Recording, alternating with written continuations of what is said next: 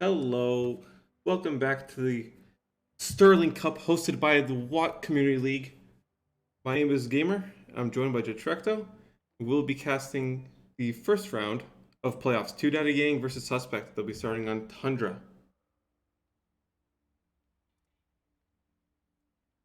Uh, Jet, tell us about the tank bands. So the tank bans for tonight are the E100 and the AMX 50B. Two very interesting tanks to be banned, considering that the maps for tonight, Tundra, Cliff, and Mines, are all usually tend to play with more medium tanks. The E100, I don't think would make an appearance on these maps anyway. I guess maybe on Mines, it can be very impactful on the defense. The 50B maybe as well, but not as much as you'd see it on maps such as Runeberg or Himmelsdorf. So definitely interesting maps, definitely interesting tank bans, and as this is the first round of the playoffs, I'm really excited for all the games tonight.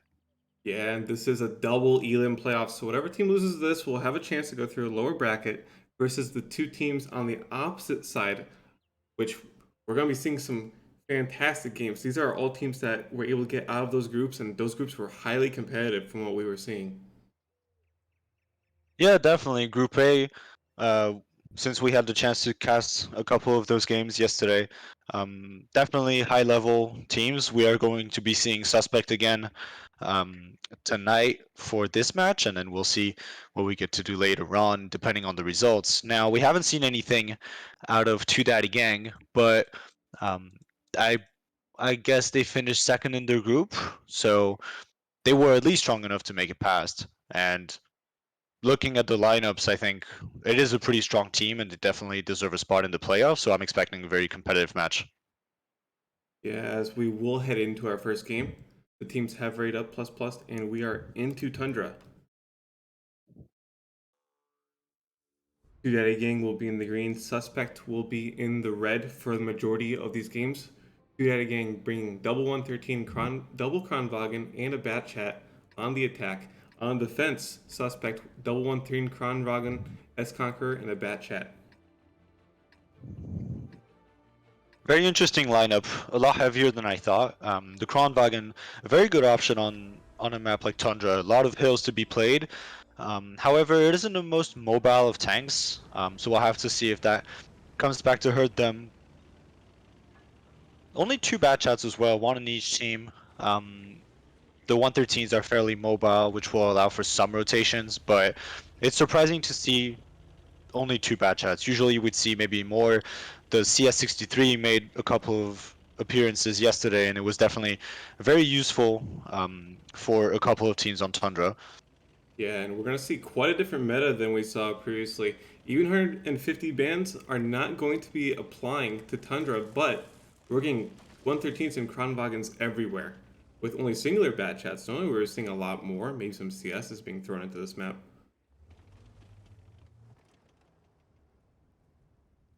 Now already, two data gangs setting up towards the JK line. Um, Probably gearing up for an attack on that 2 cap, going to try to cross a couple of tanks towards K2, and from there on try to put some cap pressure, force the rotation out of Suspect, and maybe end up take the overmatch on the one line. We'll see how it goes. The Kronwagen of December will have to be rotating very fast if he wants to get into the fight and actually be useful to his team. Yeah, as lights will finally go off, the Kronwagen of accidentally gets across, only takes one shot, and now Two Daddy Gang has two 113s on the cap with Kronwagens watching over them. They're going to be in a very strong position. They're actually going to push a little bit ahead. Just take the advantage of position. No cap pressure just yet. It's interesting to see. Suspect does not want to allow the overmatch on the one line, so instead they decide to group back up, making sure that the Super Conqueror and the 113 do not get overrun.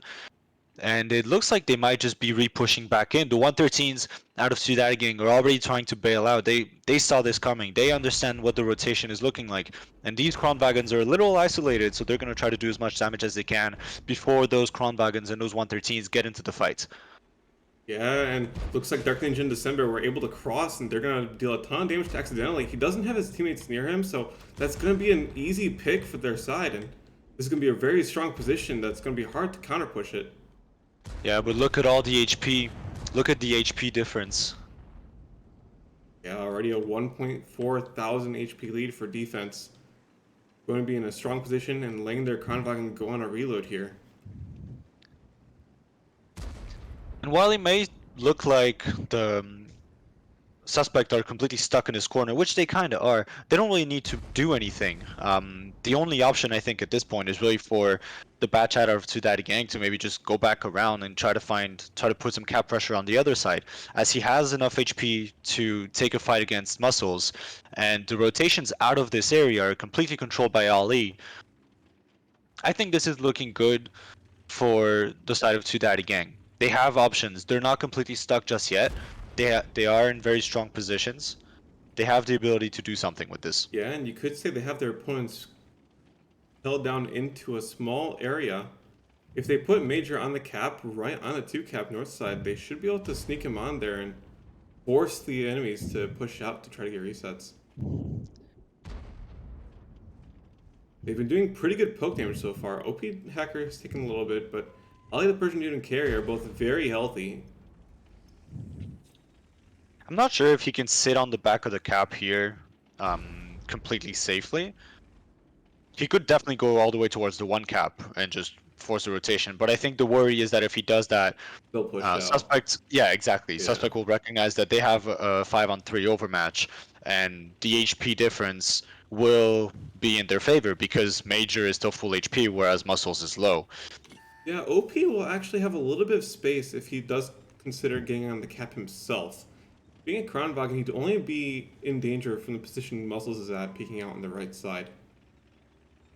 Yeah, and a Bat Chat at this range, not necessarily going to pen very many shots. Trading against a Kronwagen, I think would be a mistake by Muscles if he did go for that play.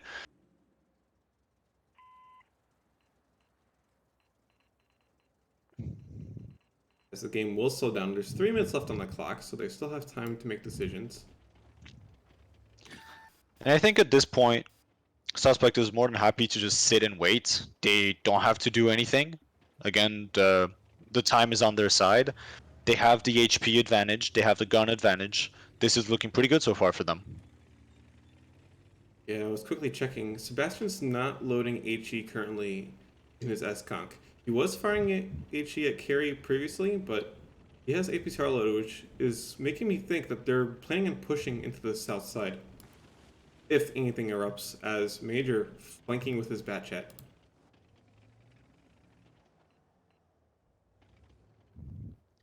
Yeah, I think he's trying to find something onto Muscles. If Major was able to bring the tank counts to an even pace, it could allow To Daddy Gang to push in, as we see the 2-1-13 just going in, not taking too much damage. Ali manages to get close. The Kronwagen is now reloading, and this will allow Ali to just push towards Octobear. And with the help of Major, they hope to take out Octobear and then work on their way on the heavy tanks. Dark Ninja is also a 2 shots. OP still stays back right now. He doesn't want to overextend all by himself because he cannot win a fight against this Super Conk. Yeah, they're actually getting really good damage here. Carry will go down, but he was able to output a lot of shots before that. And now OP Hacker's in a position to stop the enemies from pushing onto his ally. And To Daddy Gang is now in a very good position. Ali can just keep backing up. Major is still reloading for the time being. But he has the HP, and as soon as he gets off of his reload, he should be able to finish all of these tanks.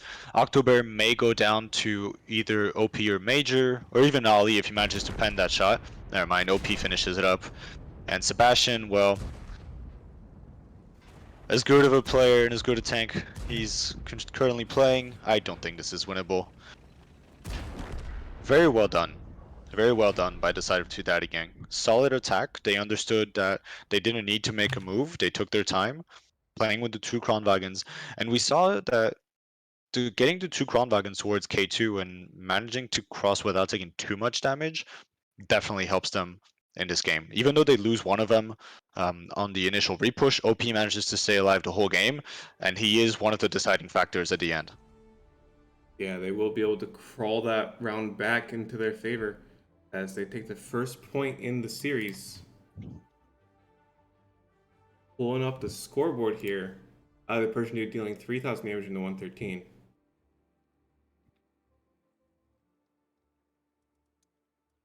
Have a nice 8 pens out of 8 shots from Major's Bat Chat. Some of those shots were at the end, but made his first full clip count.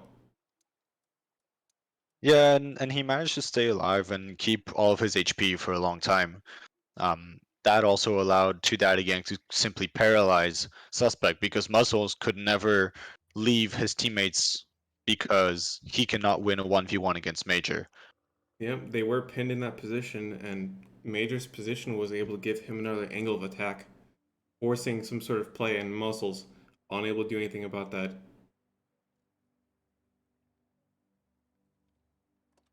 Interesting to see that Suspect decided to send all 5 tanks to that position. They definitely could have left their Batchat on the outside of the area, keep him mobile, able to get a flank shot if something such as what Major did occurs. Yeah, I think the initial idea was to repush into the tanks of Two Daddy Gang. I don't know, maybe there was some hesitation because they took a lot of damage on the cross. Those 113s managed to get out really fast, and they were in a position to shoot the crossing of the tanks from suspects all the way towards K1 J1, and that fight just made it very not favorable. In fact, even accidentally could have gone out. I think he stayed a little bit too long over there, so he didn't get a chance to really drive out. He tried, but I think he realized very fast that he wasn't going to be able to, so he just drove around, managed to get 2 shots in.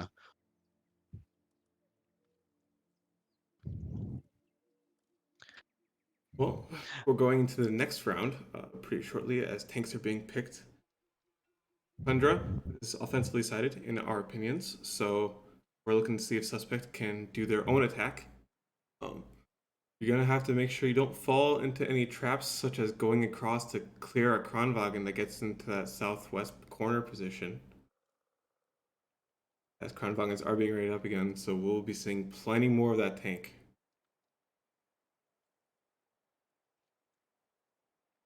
Now, Suspect did not play Tundra yesterday. Well, they did. They played a round during their opening match against 69, but they were on the defense. So we haven't seen any attack from them. So we'll see what they have to bring to the table to try and claw this back 1-1. Yeah, and looking at the lineups that they've posted so far, it's looking decent. They have a lot of maneuverability across even their heavy tanks. I'm really hoping we don't see tons of Kronwagens, but it looks like that's what we'll be in store for as the tanks have finished rating up. We will be going into game 2 very shortly.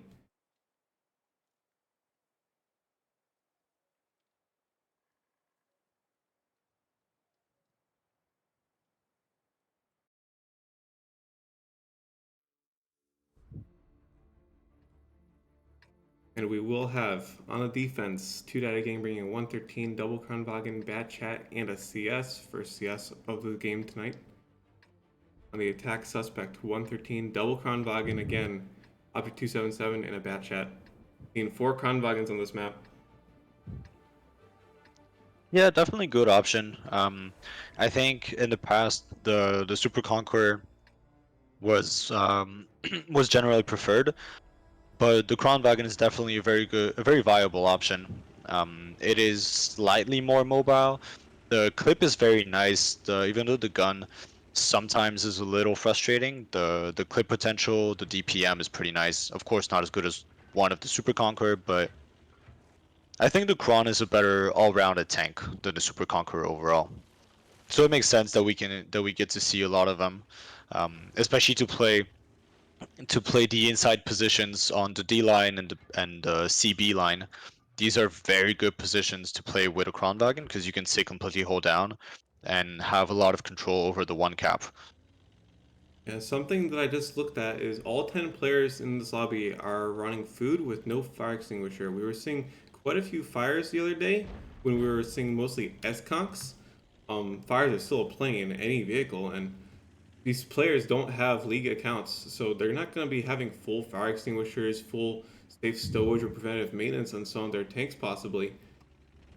Really worried about some of the fires that are going to occur, but the match will get started. Muscles in the Kranwagen has taken about 500 damage.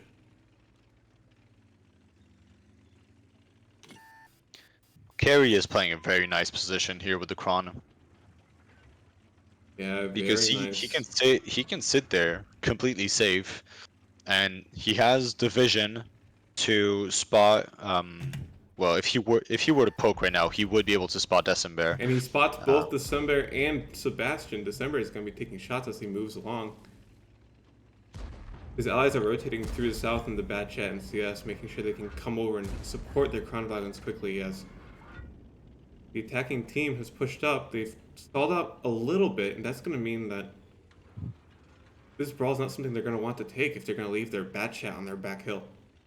yeah, I'm a little bit worried about that. I think Major might be waiting it out a little bit. And Oh, then OP takes there you so go. much damage. Yep. And now Major can just come in the back of muscles, try to put some more damage in. Now Sebastian managed to get into a very good position, and there's really nothing anyone can do about it. He completely controls this ridge. Anytime Ali or Carry want to push over, they have to take a shot. Now Dark Ninja is coming in to do a little bit of cleanup. He might be going to look for muscles. Yeah, that's what it's looking like. He wants to go and take out that batch at not muscles. I'm sorry, Major. Major is going to be a thorn in their sides, and Dark has to try to deal with that. Yeah, but Major pulling Dark away means that now that the team has been able to decide their focus fire is going to be an Octobear down to 170 and taken out of the round.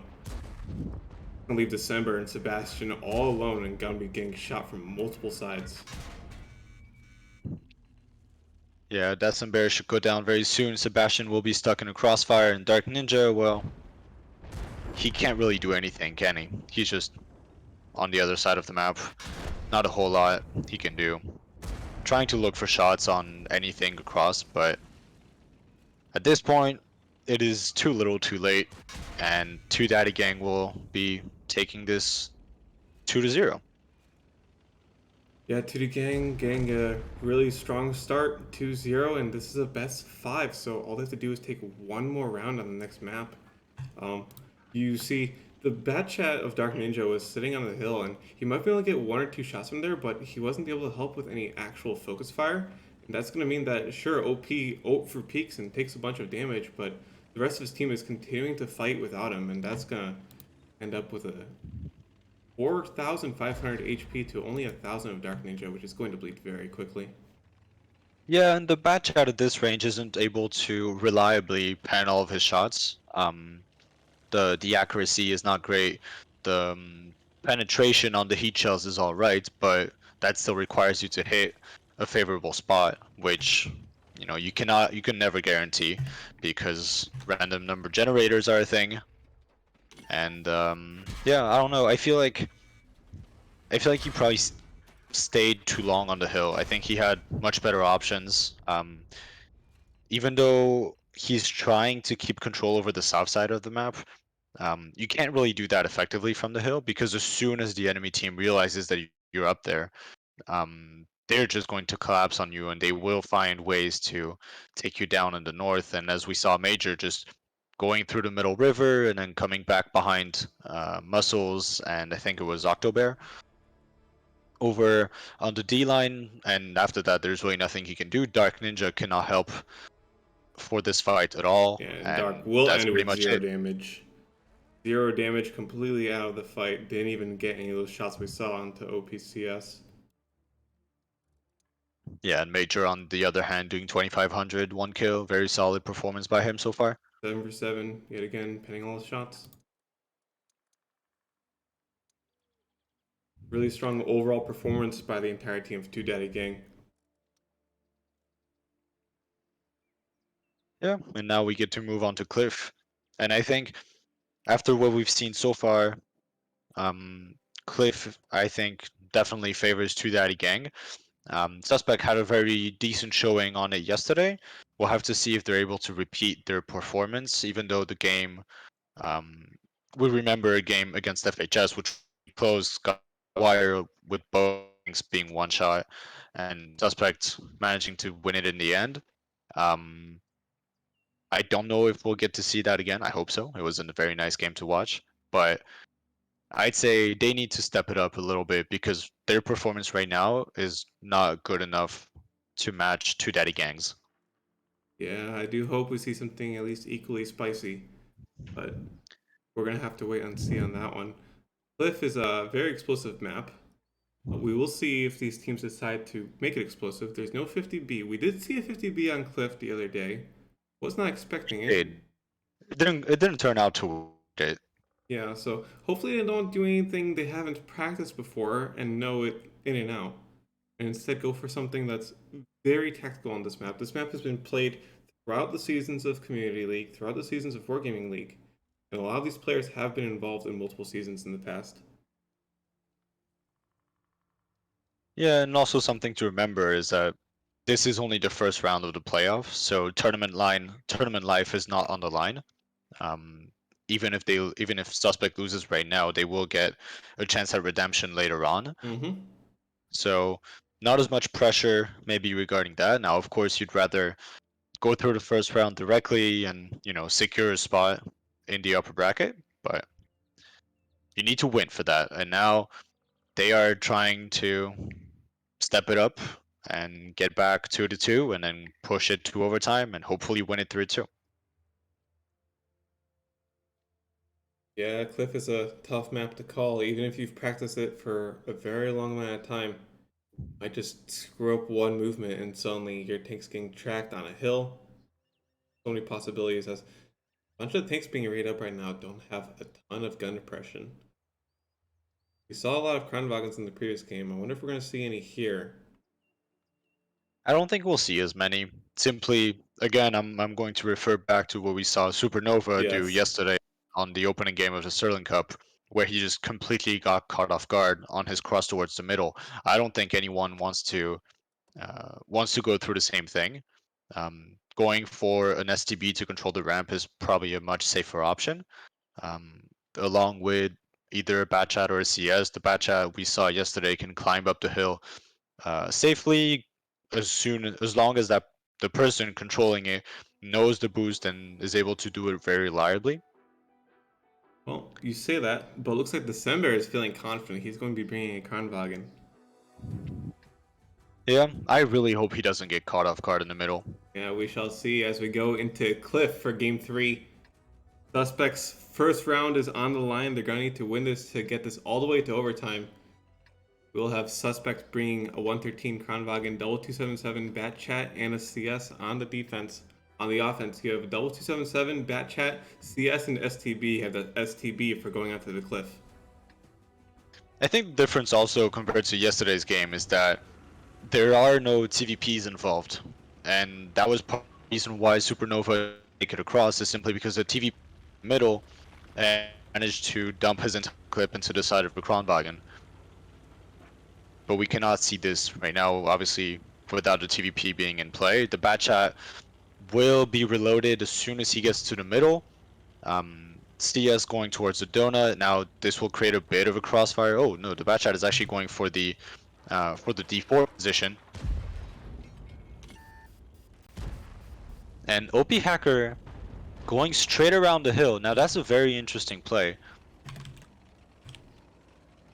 I guess he's going to go directly all the way towards C8, try to get some shots into the back of those heavy tanks in the middle. Dark Ninja took a beating on his way on from the donut. Muscles managed to get to his bush safely, which wasn't the case for Ali and Accidentally, who both took about 2 shots. Well, 2 shots and 1 shot on Accidentally. Now Dark Ninja should be going down very soon. Yeah, he's going to keep peeking Major, and Major's just going to unload on him as he's about to be pushed on by Kranwagen 113 and 277 in the mid. Yeah, well, he doesn't really have much of an option, actually. Well, he doesn't handle it very well. He has to take that fight. He's stuck between a rock and a hard place, and his best bet was for the two heavies in the middle to just overpush and do a lot of damage to Major. Now Major manages to stay alive, unlike Dark Ninja, because the CS now from OP Hacker finally arrives around the hill and is in a great position to deal with those heavies. Yeah, and they have the surround on these heavies, which is going to be very powerful. Muscle's bad chat position is not going to be able to give them a whole lot of utility. 5 tanks alive is going to be very valuable as well. Major is ammo racked, so he's sort of out of the fight, as well as Carry is pretty far in the south, so he's not able to do a whole lot unless the enemy push into him. But having this chokehold is going to mean that the enemies are going to feel like they're forced to end up pushing into them, and this is a very good position for the side of Two Daddy Gang.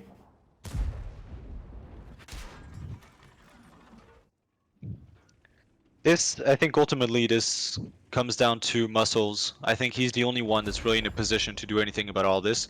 Now, he has to try and stay alive against Accidentally. That is not going to be easy, but they both miss. Ali misses, and so does Accidentally. Now, he gets shot from Carry, and Muscles realizes that he's able to push Ali if he wishes. He will be able to take him out, and then he will have to run. Oh, and Ali Ali missed. misses again, Ali but missing is going to be big for him. Muscles doesn't. He cannot finish both of these tanks.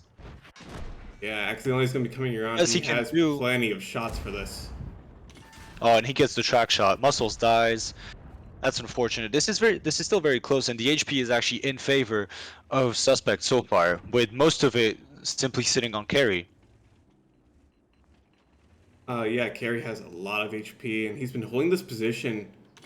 Been dealing a little bit of damage himself, actually, as his opponents have decided they wanted to fight in the middle while they were losing teammates on the side. Yeah. The issue right now is that Accidentally is still alive, and he's able to just go around the map wherever he wishes. Now, even though they managed to get a Kronwagen on top of the hill, he cannot really do anything. Octobear is going to be pushed by OP Hacker. He should secure this kill very smoothly. And then it's Sebastian versus Carry. December is very, very useless, sadly, on top of the hill. While it's a great position, he cannot be effective from here right now. Yeah, you see Carey recognizes that he just needs to have this little building next to him to protect himself from the Kronwagen's deadly position. That's going to mean that only Sebastian's able to do anything right now. Actually going to push Carey out into the open. Carey decides he wants to fight the Kronwagen, but at this point, this Well, round's basically he's over. reloading. There's not enough HP on the side for Sebastian.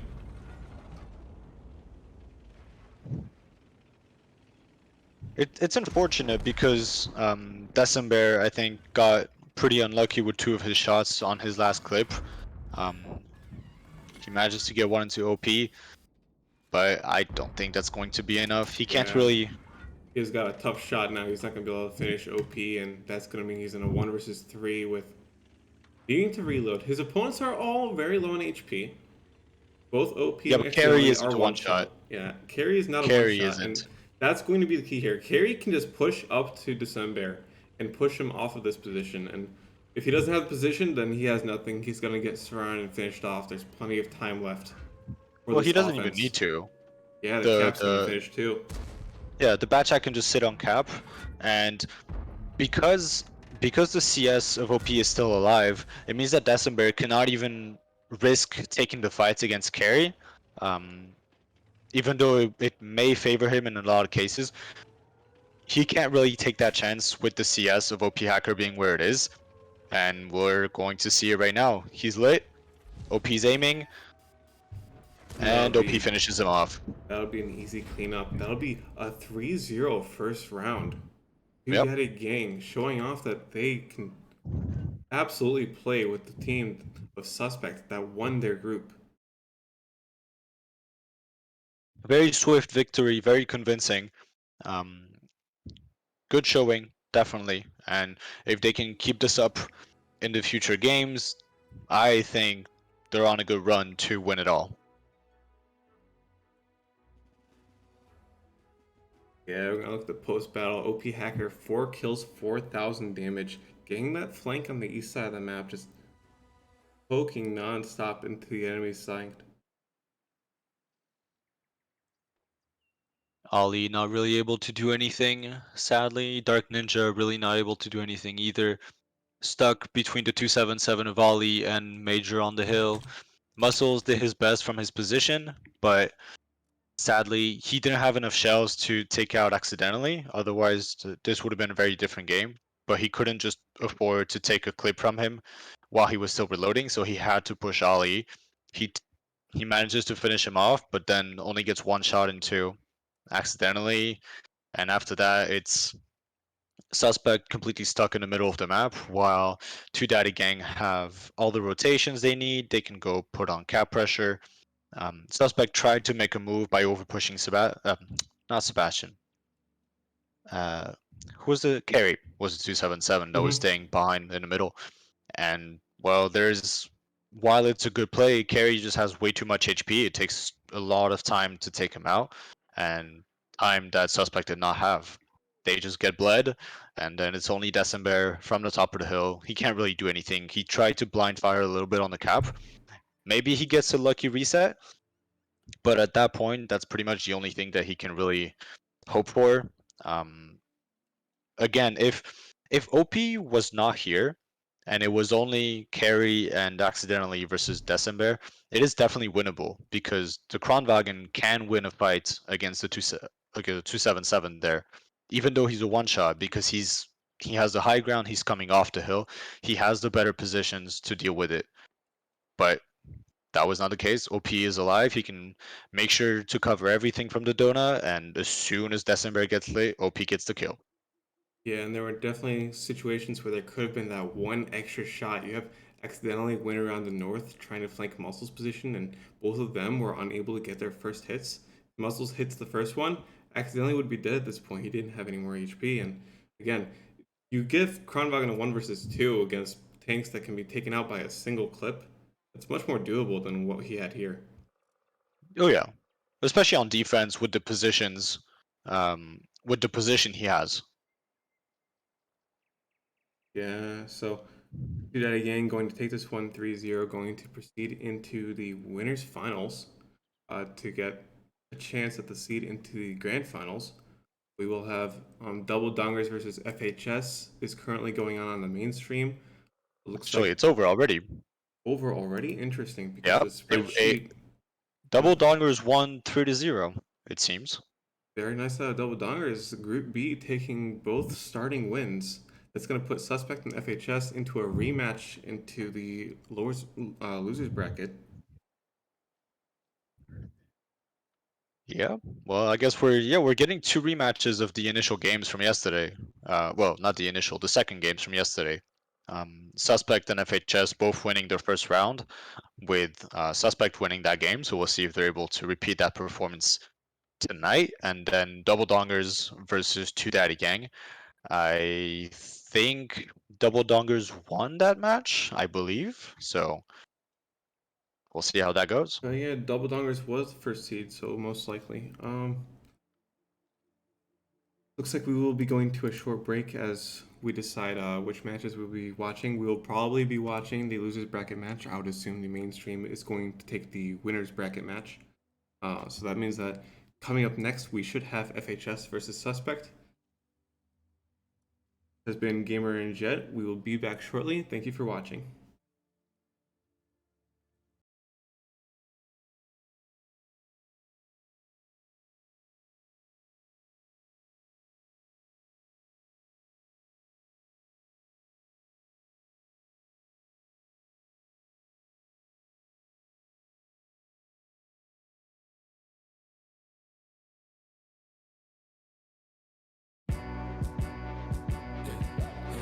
One's a compliment, two's a crowd.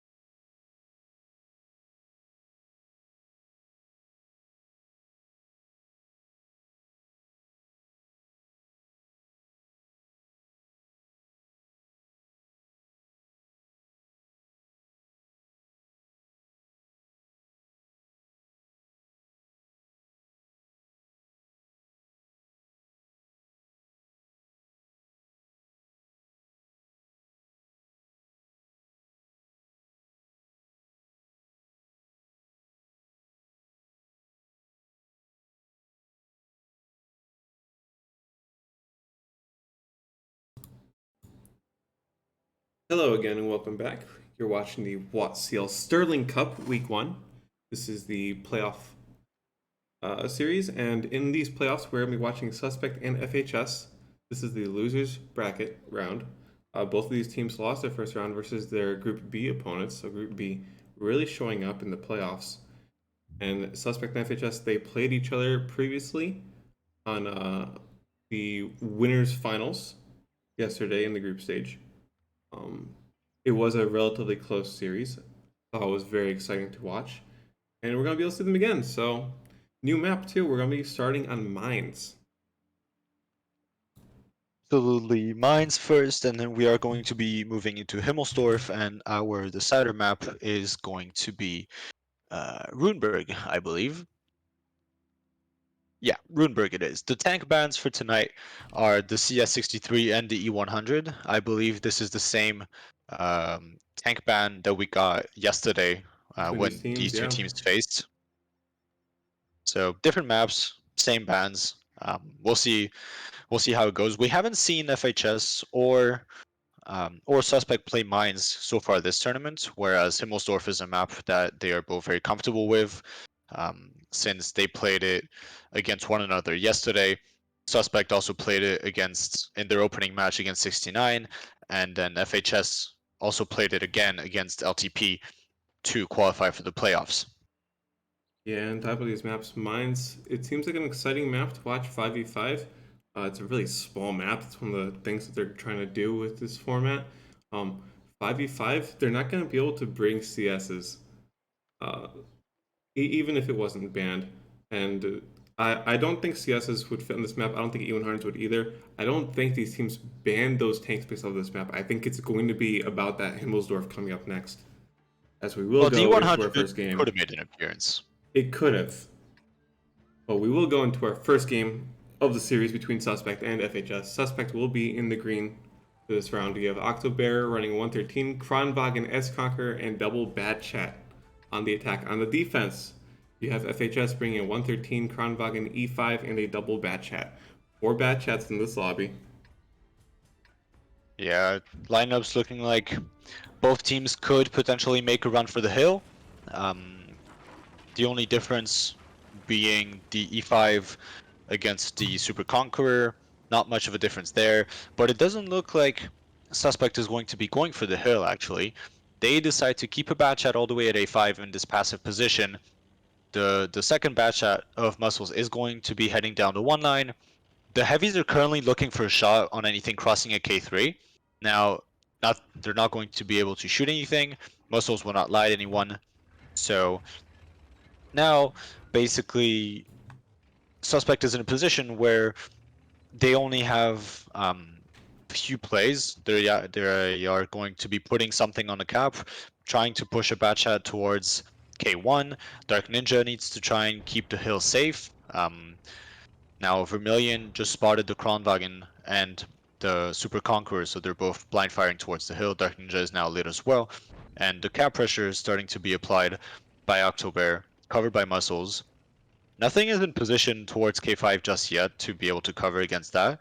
It looks like the E5 is going to be going there. He will be able to get shots on Octobear as long as he's lit. I hope he has HE loaded, or he has enough HE to do a lot of damage to him over time. Yeah, only 3 shells. Hopefully that doesn't become too much of an issue. And Buunger's E5 will get spotted crossing into that position. That position will be very strong against Octobear and making sure he gets those resets. They know Muscles is here just based off of the E5 being spotted at that moment in time. And they know generally where Dark Ninja's going to be playing his bad chat as well, as there's not a whole lot of space for a suspect to be playing with these 5 tanks. Octobear will There's get that first reset. HE shell. Yeah, he's gonna be wondering what his team is doing, putting him on this cap. He's just gonna get reset over and over, and the team's not gonna get anything done while he's doing that. Muscles and Now, December will leave. it's interesting because putting the 113 on cap like this forces the rotation out of the E5 to go back and cover the K5 position. They know where the Kronwagen is, and they know where the 113 is. And so instead, Suspect decides to go back and probably gear up for a repush towards the hill. That would be my best guess. Octobear's 113 has left cap as his team decides that now is the time they're going to push towards the hill. Now that they've pulled that E5 into position. Vermilion Oh, gonna peek out Vermilion. way too far. Vermilion taking a lot of damage early on. That is not what you want to see out of the Batchat. He will Yeah. have to run back around, and it is possible to drop off the hill with the Batchat safely, but it is also quite often the case that you just accidentally slip on a rock and just lose 300 or 400 HP for no reason, which could lead to his death. Now, interestingly enough, this repush baited a lot of rotations out of FHS, and Muscles is now able to go back towards the it's actually Dark Ninja to go back towards the one line, keeping DE5 busy, keeping the Kronwagen on notice. He knows that he can't go back too far because otherwise he will get shot in the back. Yeah, he will not go retreat, so if the players are watching it, they're going to realize that Dark's moved to this position again. He has not spotted the E5 in the E5's current position, and that means the E5 will be able to push up towards the hill, and that's going to have all 5 players for the side of FHS grouped up together. We're going to have to see if they decide to do anything with it. Dark Ninja won't have good shots if they decide to push onto the enemy. I wonder how aware FHS actually is of that Batchat potentially being there. It Yeah, kind of looks like Vova is looking for him. As Dark Ninja does ping that he has been spotted. So, looks like they now know Dark Ninja's there, which means they are going to take this push, and that's going to mean Sebastian and December are going to have to receive this, pulling back, trying to soak up as much shots as possible, letting their ally Batchats get into positions to unload their clips. Dark Ninja is able to finish up that E5 in the meantime. This is still looking very good for the side of FHS. They have a very good crossfire, and they managed to bait Suspect to repush back in. That was not a good repush. There was no need for Suspect to repush. Now both Batchats are very low. Only Flounders is 113 is still healthy. He will fight up with October for a little while because Muscles is obviously reloading as well. Yeah, but Flounder's not in a good position. He might finish October by himself, but he's going to be out in the open. He's going to have to rely on his 2 one-shot ally Batchats to give him cover support. As Dark Ninja and Muscles Dark Ninja's have very no healthy. HP.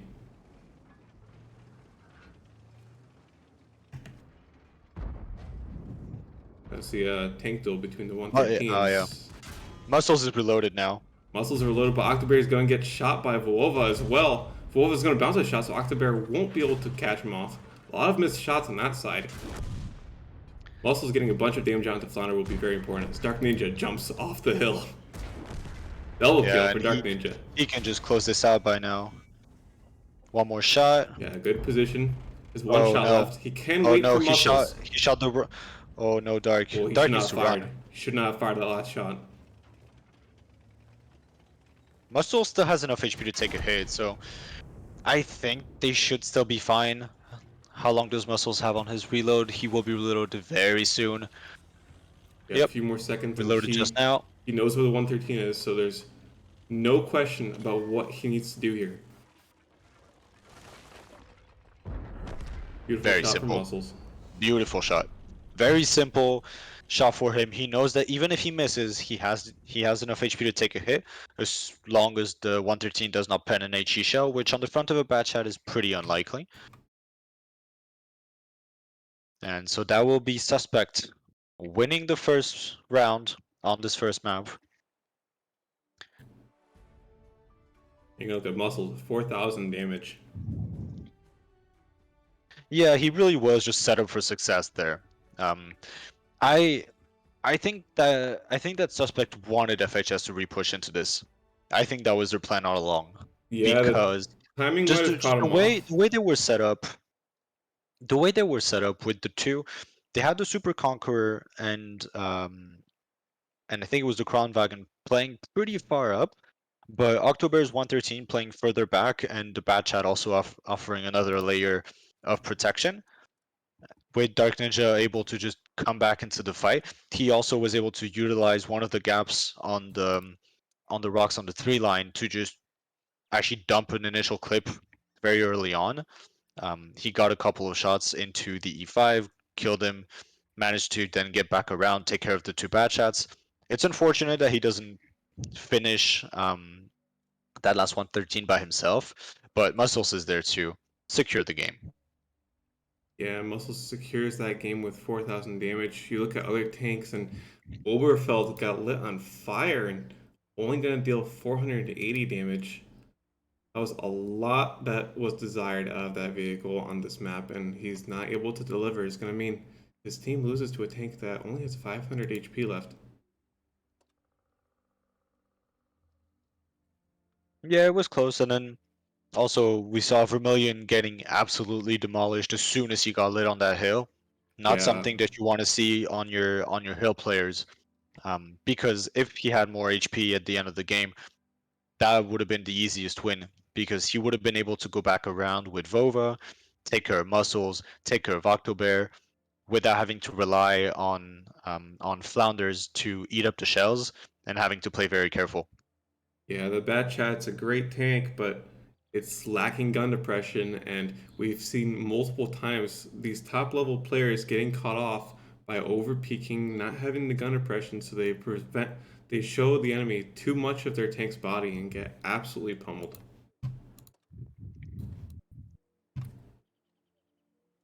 So now FHS will be on the attack. We'll see how they manage to try and win this. As always, attack wins count for the tiebreaker, so it's always a good thing to have, um, if possible. Now, of course, you'd rather not even go to the tiebreaker if you're FHS, considering that yesterday was a 3-1 loss. I'm sure they would rather make it a 3-1 win this time.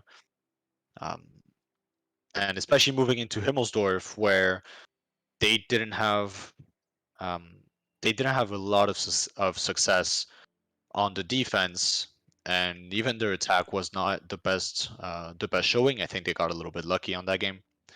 But anyway, we'll see when we get there. For now, it's Mines, round two, FHS defending. Actually, no, FHS attacking and Suspect defending. Yeah, so we will have the 113 60 TP being brought out and a triple Bat Chat on the defense for the side of Suspect. For FHS attacking, you got double 113 S Conqueror, Bat Chat, and a TVP. So a bit different tanks being picked, 60 TP on defense. Yeah, and see, this is where I was saying that the 100 is a viable option. I think the 60 TP is going to be used as an anchor, probably under the hill or at J7. You could also very well use a new 100 there. I think Mine's defense is prone to more campy setups. As we're seeing right now, you see like all three Bat Chats sitting on the 4 line, and the 60 TP is the only one really overextending beyond that point, beyond the G line. Yeah, 60 Um, TP will take a different position than we might have expected. He will go towards yeah, this building at G8. That will spice it up a little bit. You have Dark Ninja. He was going towards a position at H4, but he will rotate back. His two ally Batchets were able to cross to the water side. So playing a very spread out game on the defense for Suspect, whereas FHS just grouped up in the middle, both attacking and defending now. yeah, very spread out, but I think they have a lot of control over this map.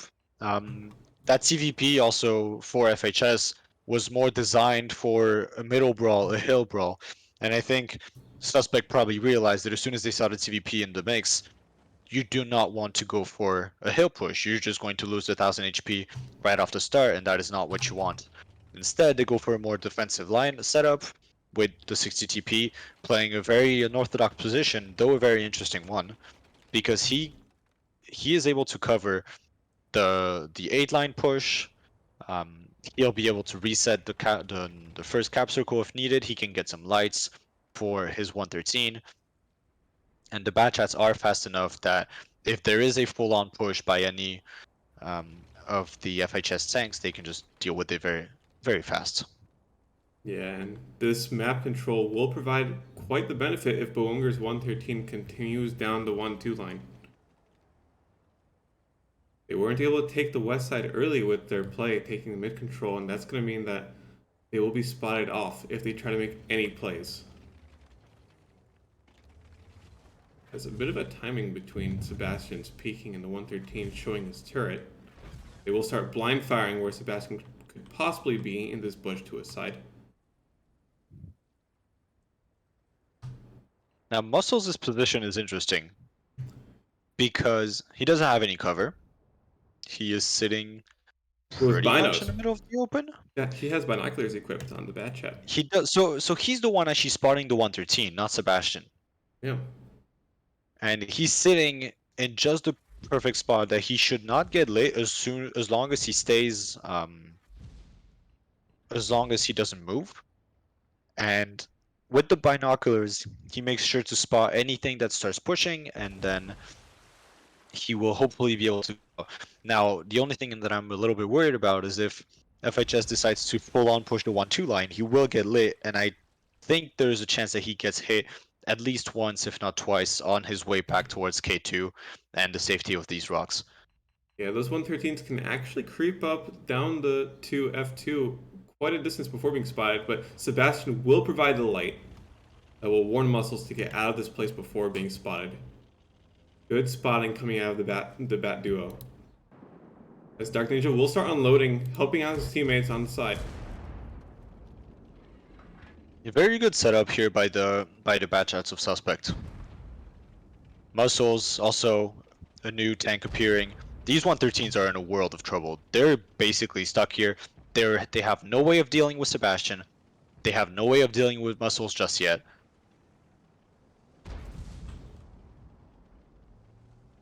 The best thing they can hope for is that Muscles just empties his clip entirely, and we see that Ober is trying to bait out Muscles to shoot him instead of Burunger because they want to just share the HP. They don't want one tanks to be very low and the other one to be full HP.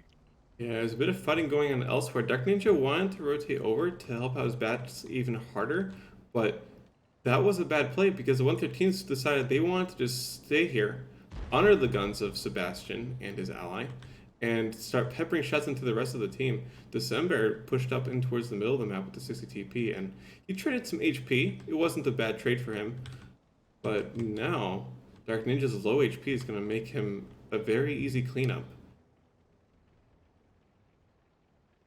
I don't like October's position here because he's very, very stuck. Now, obviously, Dark Ninja's low and everything, but October is very much stuck. And now Vova, because the 60 TP left that GA position, now he's able to get into the starting point of that defending team. Yeah, And from here, he will be a real pain in the back. October will decide that he needs to take some ground again, but that's going to mean Volva's going to take this chance to peek out and unload his clip. He will finish off Dark Ninja. October taking another shot. I believe he should go down to Vova here with one last shot. There it is, very easily secured by Vova. Yeah, on the other side of the Batchats battled the 113s, and the Batchats finished their clips but were unable to kill both of them, so Oberfell is actually chasing Sebastian, getting free damage in. That's going to make this a very easy cleanup as Oberfeld's team has won the opposite side of the map. Yep. Very solid attack by FHS. I wasn't sure if it was going to work once I saw the two 113s getting a little bit stuck. I think that Suspect made a mistake by rotating both October and the 60 TP out of that position. They needed to keep some kind of control over the 8 line, while the 113 and Dark Ninja with his Batcha was able to provide some kind of cover on the tanks, on the 113s on the 1 line. And the Batchas didn't actually need the cover in any case. FHS would have needed an extra tank to come in to clean that up, and that would have allowed the rest of Suspect to just clean out the rest of the map. I think they were in a very good position, and they unnecessarily rotated two of the tanks, which I think caused them to lose this. That TVP got a lot of shots on the cross on both Dark Ninja and October. Yeah, they didn't quite react to the two 113s pushing that 1-2 line well. They did not have that hill control, and they got bled pretty hard for what they decided was necessary. We'll have Volva getting 3.5k damage in a bat. Very nice result. We did see him pushing down the 8 line, getting into the enemy's faces. and sniping Dark Ninja in the back. Yeah, TVP getting a couple of clips in, Vova doing a lot of damage. Dark Ninja, well, the batch had a range, not really able to connect very many shots, but that is the name of the game, sadly, when you're playing the batch hat. And so we move into Himmelsdorf. Now, it is going to be suspect defending first. And yesterday we saw them with with multiple very solid setups on defense. Even though they actually lost their defense against FHS, they went a little bit over aggressive. They got caught out of position, kind of walked into a crossfire, and that was just the end of that round. But the setup in itself was pretty good, and what they showed in that previous game versus 69 was a lot better, more calculated, and they definitely got that win very convincingly. Yeah, and these teams will be tied 1-1, so that means that we're going to be able to see them play both sides yet again. A lot of Himmel's art is being played in this tournament. I do like the map. It looks like the teams like it as well.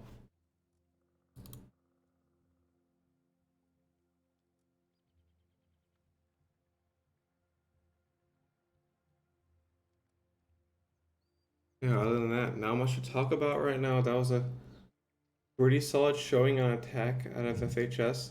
I did like that attack a lot more than the suspects, even though it took longer. So if this does go to overtime, then those attack wins are definitely going to matter. Yeah, Suspect has the upper hand though right now on the fastest attack win. Not by much, but up nonetheless. And so now we get to see Himmels no E100s yet again. I think that has been a constant ban so far at this tournament. I'm going to double check this very quickly. So far, uh, out of the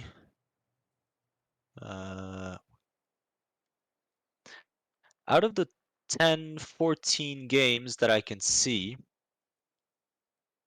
We've had a few games where the E100 did not get banned.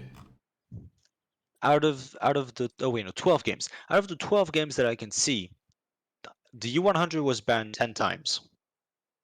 Well, actually, Lolas, there was a game where a TVP got banned. Yeah. That's a bit interesting. Well, I mean, it's understandable if you look at the maps. I think I'm going to assume that they probably played maps more like Mines and Mines and Cliff. They played Ruinberg first with a TVP ban. Wow. Yeah, Okay. and Maybe that was two maybe Data some sort of Gang. gentleman's agreement. That was two Data Gang that banned the TVP in that round. So they might actually really want to play with E100 themselves. Possible. Possible. D100 is definitely a very strong option on both the attack and the defense, especially on the defense on most of these maps. I think you can make an argument that at least one can be used in just about any map. Himmelsdorf and Runeberg probably calling for more than that. Whereas the TVP, it's a surprising tank ban actually, because it's not the most common of tanks. You'd expect to see, if not D100, something more common like the Batchat or the CS63 or maybe the 50B like we saw yesterday. Um, I guess maybe they realize that something in their strat required the enemy team to not have a TVP.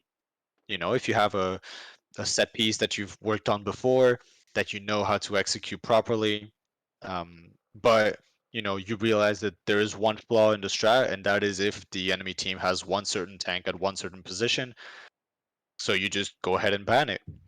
I think that's one of the great things with the tank bans is that it allows the strats to go a lot deeper and give a lot more options to both teams. Yeah, and we're speaking about tanks such as E100. We won't see any here. Instead, we will see a few replacements such as the 60TP and 705A as we go into Himmelsdorf. Got a 113 double 50B 277 and a 705A for the side of Suspect. For FHS, 11360 TP, double EMX 50B yet again, and an Object 705A.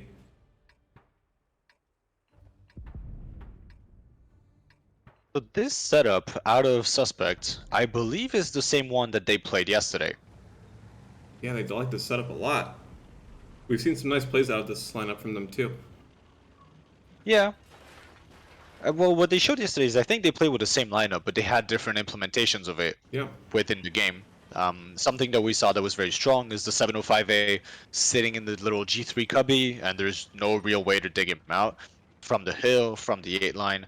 Very, very strong position. Those 50Bs going to be looking down the 2 line right now. But we'll see Dark Ninja something shooting down different. fences. We may see something different yet again. It's gonna depend on where the 705A decides to go. He will turn it into that G3 position. Or no, he's gonna just stay in F2, pulling an angle watching Banana. He will make sure that he gets a light for that 50B, also watching that angle. As Oberfeld is going to be considering his push there. A very slow start out of the side of the attack in FHS. You have 150B on the hill, but his ally 50B is hiding all the way back in K6, ready for a push. And that 60 TP is still basically where he started. He hasn't moved a whole lot. Now I know there are some angles from over there where tall enough tanks can actually shoot over the little wall that is next to him. I don't exactly remember what the angles are. At least they used to. I don't know if there's. Interesting choice nonetheless, having both a 705 and a 60 TP on the attack. That does not give you a lot of room for rotations. Right now, 60 TP going up the hill, it takes quite a bit of time. That 705A will also require some time to make his way towards the 2 cap if he so desires. And now, again, we see the 705A from the side of Suspect getting into that G3 cubby, and he feels pretty safe. Now, the difference here is that 60 TP from the top of the hill can actually just spam a lot of HE towards the engine deck of that 705. And this would actually be a decent way to dig him out. But I don't know if FHS wants to give away that much time just spamming HE at a hold down 705. Yeah, I'm not sure if they spotted the 705. They probably have, but they have decided that their 60 TP and AMX are instead going to push towards the north down the 0 line. They're going to ignore December's position and just hit the other side of the map. As Now that 60 Volva TP, getting heavily punished. oh boy, oh he's on fire. Yeah, He's he's on losing fire. everything right now. I'm guessing that was the 705A, right? Yeah, He's the only one 705A that's doubled his damage based off of the fire. Very nice. yeah. Volva will have the repair kit, so he's going to be fine in terms of internal damage, but losing half your HP off of that one peak, not what you want to see. Yeah, and you have to give up the position too. Now, FHS is giving up a lot of map control. That 60 TP, even though I think that fight is probably in his favor against that 113, I don't think he has lights on him right now. Yeah, Octopus 113 will not see the cross, so Flounder will be able to get all the way into A0. During all that action, Dark Ninja did take a bunch of damage, so he's not doing too hot right now. I guess he took it on the cross? Yeah, had to have been watching the cross. Probably got hit by the 705A, it looks like. Both teams will rotate their tanks towards the north as they have decided that the 2 cap is where the battle will take place. Yeah, and now that 705 from the side of FHS is in a very strong position. He can just sit there.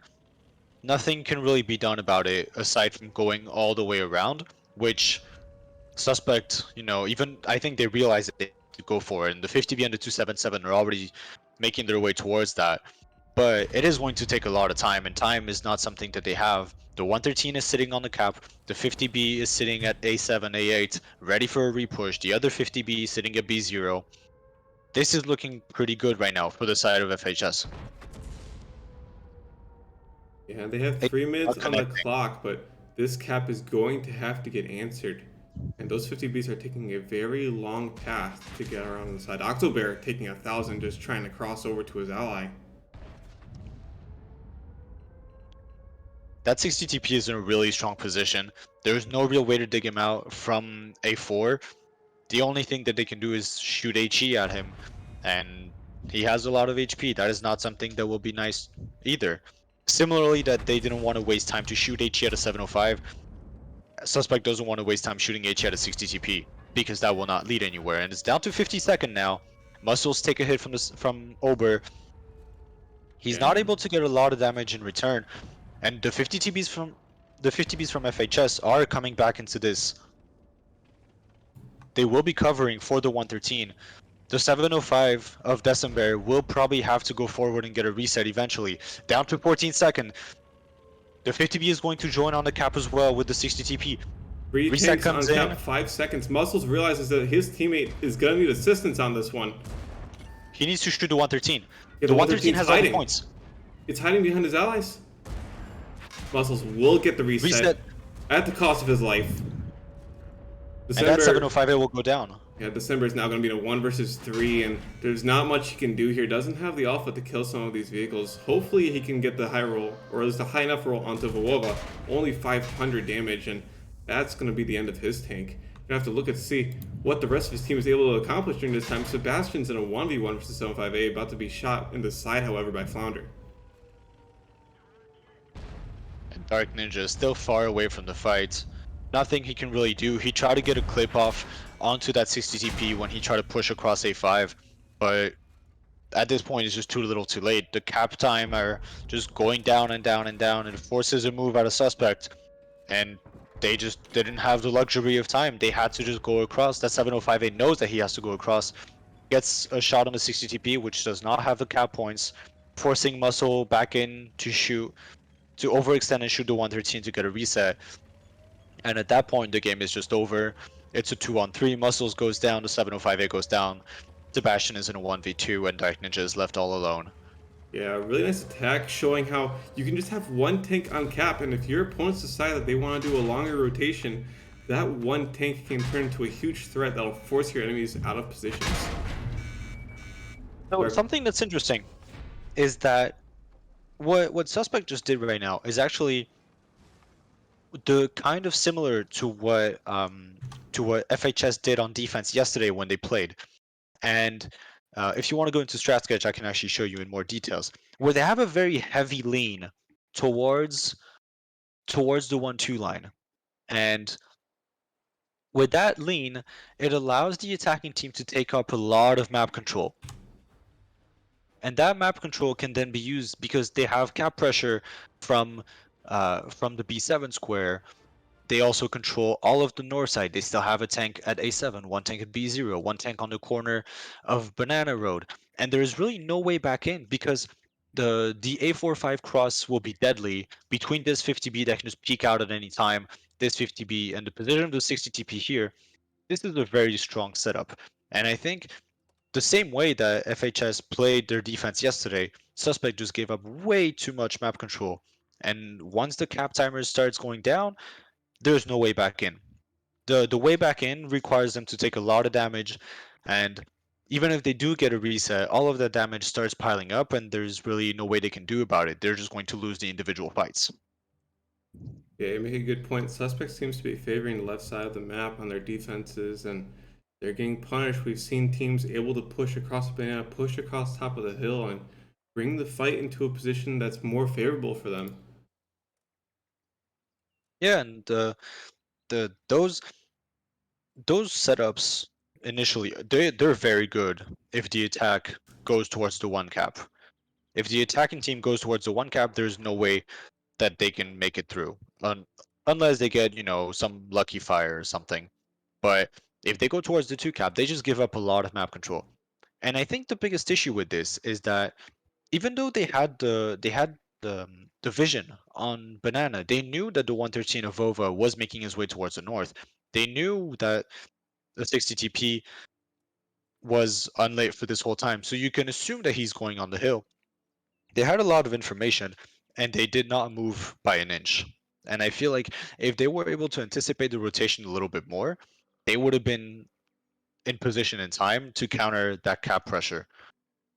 Yeah, they did take a lot of time with just small individual things. You had a 277 chilling in E1, watching a line towards D3 while the cap was going on. And yeah, that angle's great, but if you're just a little bit closer, you can get involved in this angle. You can get involved in a fight that might occur along the B4 area.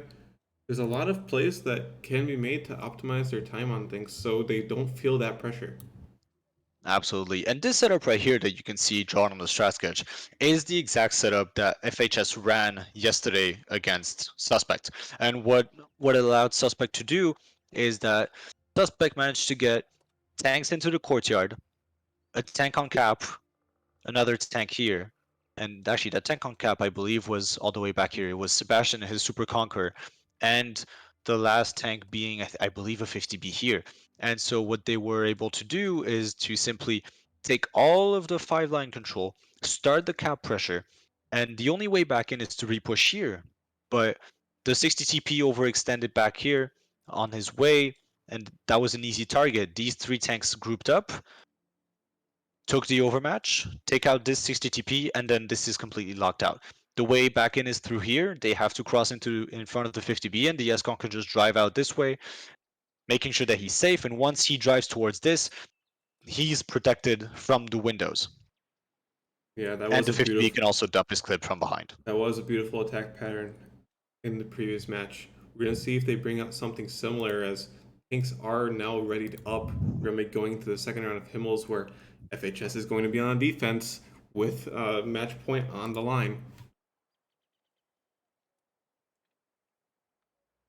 I think they're in a good position to do this. Again, after losing 3-1 yesterday, I hope they went back and looked at their mistakes.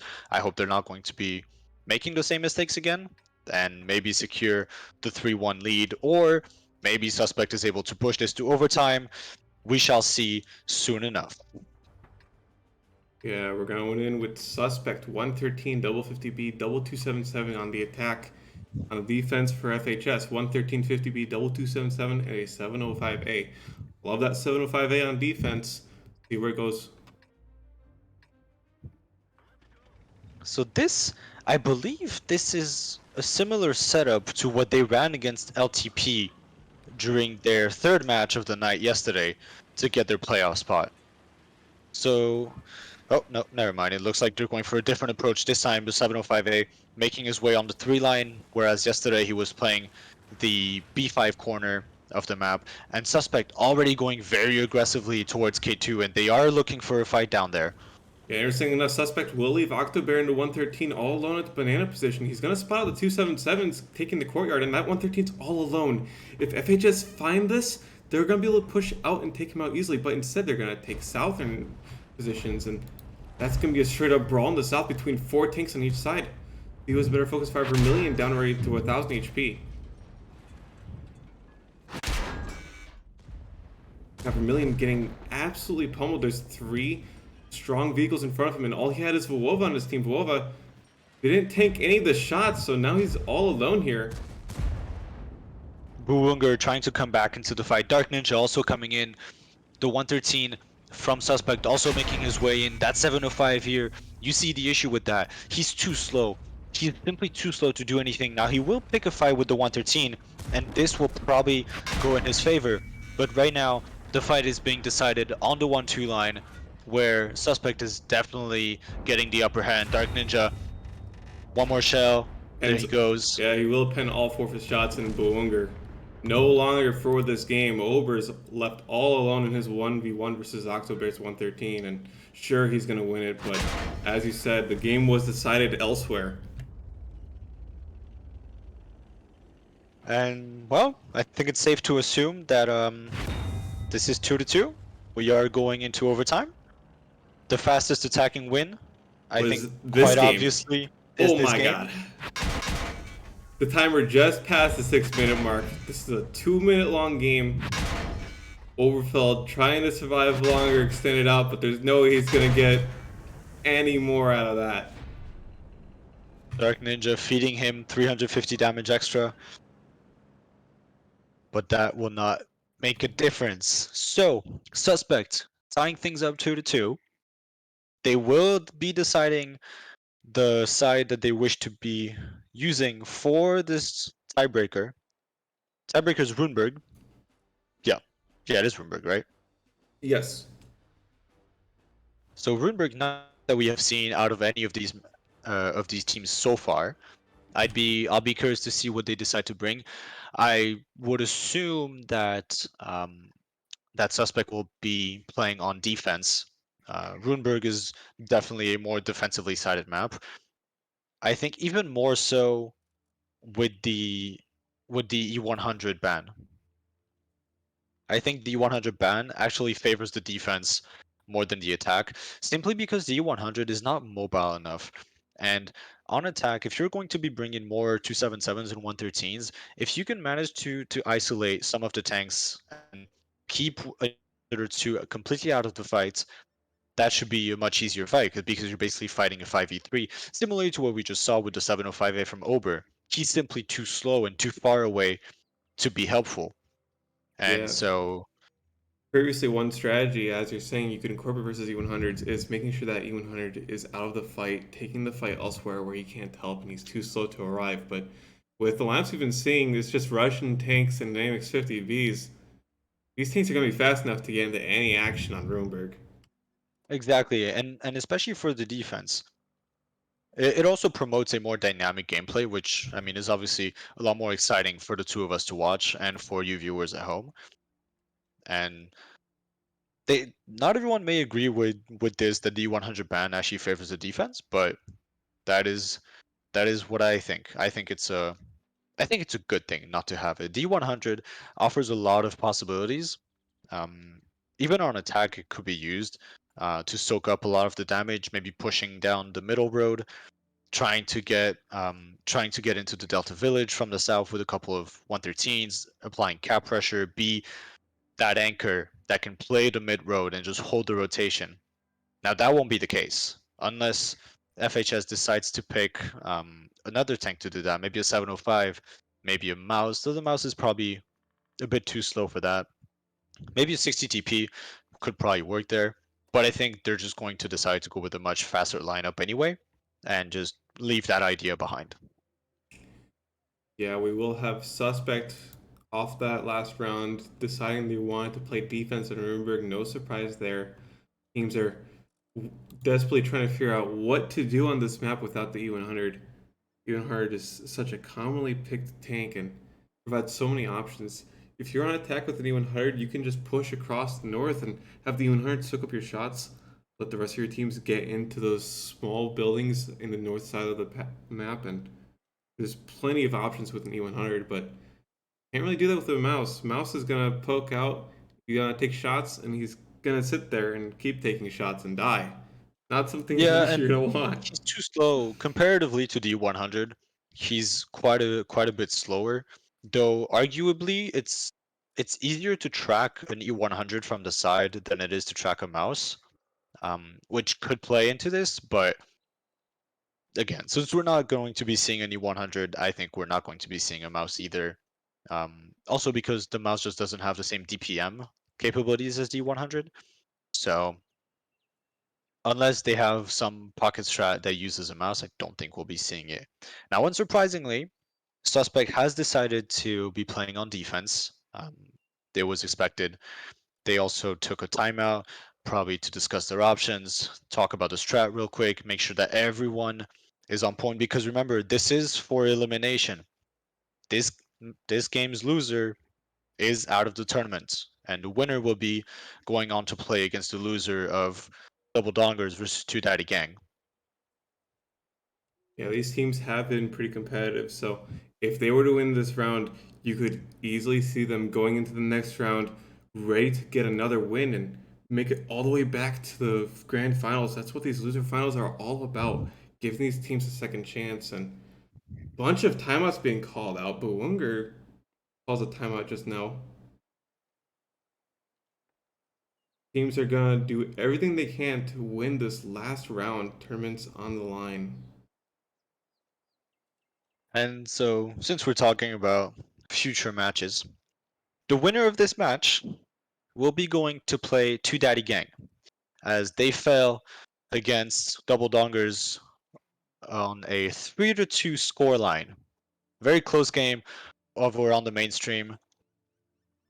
And so double dongers securing a spot into the finals, and either FHS or Suspect still with an extra game to play to try and get there. Something interesting if you were to compare this game and the game that just finished between Double Dongers and Two Daddy Gang on the mainstream is that Double Dongers, Two Daddy Gang, they win their defenses. FHS and Suspect, they lose their defenses. Every round we just saw was an offensive side win. That's a good point. That's a good point. Definitely some things missing on the defense, some rotations just not being called for early enough, tanks being caught off guard, and even the eventual RNG, the fire on Vova on Himmelsdorf didn't really change anything because there was no way back in. I think it really shows what these teams were all about too. You know, more aggressive, not necessarily used to playing more maps, and then when they do on maps like mines, they get caught off guard. Maybe the rotations aren't as on point because that's just not their playstyle. And maybe they should have gone back to playing something that's a lot more aggressive, try to take map control away from them.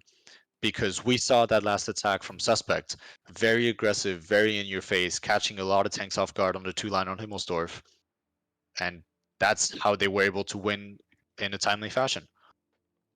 Yeah, well, timeouts are now up. Both teams have used timeouts going into this last round, and tanks are finally being picked. They had a lot of time to discuss what they're going to do. Look at these tanks that are being picked and tell me, what would you think is the play for the offense? We have only two 277 so far. These teams Well, are taking a while to pick their tanks. I think the South play is always a very viable option.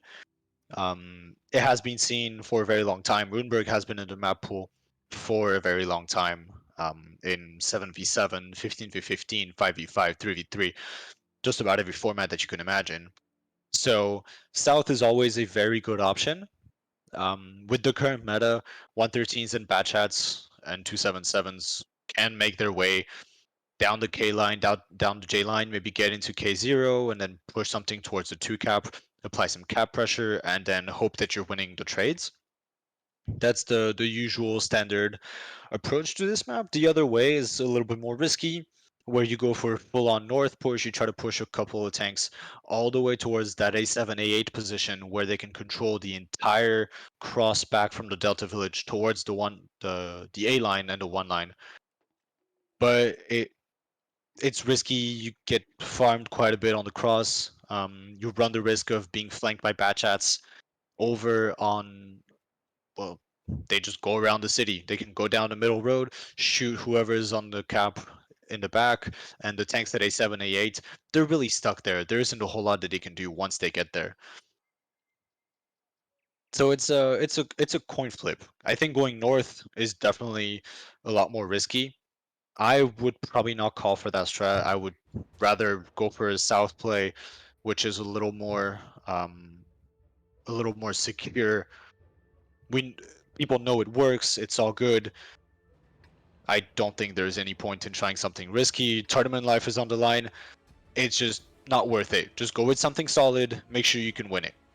FHS has made themselves flexible. They've brought two Bat Chats, two 113s, and an S-Crocker. They could decide to go north with this, but the double Bat Chat makes me feel like they want to take that K0 corner. On the defense, we got Muscles 50B, double 277, S-Conquer, and a Bat Chat. And the side of FHS will push towards the north. You already have a Bat Chat going up the 1 line.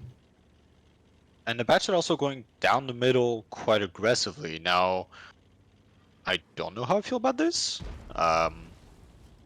They will end up with a spot on Muscles, but he's going to be punished for this push. Will lose his repair kit already. Now, this is a good way to throw them off, though. With the Super Conk's position, the Bat Chat of Vermilion can run back. He takes a lot of damage for this, though. December with a nice shot. But the 113s now and the Bat Chat, they are going to be crossing towards A7. So I guess what I said that I wouldn't do, they decide to do anyway. The use of the Bat Chat to draw all the guns around is a pretty good idea, because these 113s are able to make it across, only taking 1 shot, 2 shots so far. Muscle's putting in a second one. Can he put in a third? No. And now the Bat Chat of Vova, probably will end up going on cap. And this is actually very good setup right now for the side of FHS. They have control over the city. They have the Super Conqueror keeping tabs on the middle road, and these two 113s, you cannot dig them out easily. And now the only thing that FHS needs is some kind of cap pressure. Now, Sebastian's Super Conk is also in a prime position to deal with that. Yeah, both S Conquerors seem to be a pillar for the rest of their team. The S Conk of Sebastian holding down this A line, ready for these 113s to poke on him. Not going to hit the first shot, but the high DPM tank going to get plenty of shots off soon. The Batchets were able to cross without being punished badly. Vermilion down to a one shot, but he has been able to cross. They FHS are has taking a lot taken of the damage. north. They're taking a lot of damage, and I don't know if I like this at all. I don't think there was a need for these two Batchets to just push across like this, and now FHS is simply stuck on that A line. The 50B is in a really good position. There's no good way to dig out that Super Conqueror. The 277s can provide constant support. That Super Conqueror of the side of FHS cannot really do anything. Flounders is simply stuck.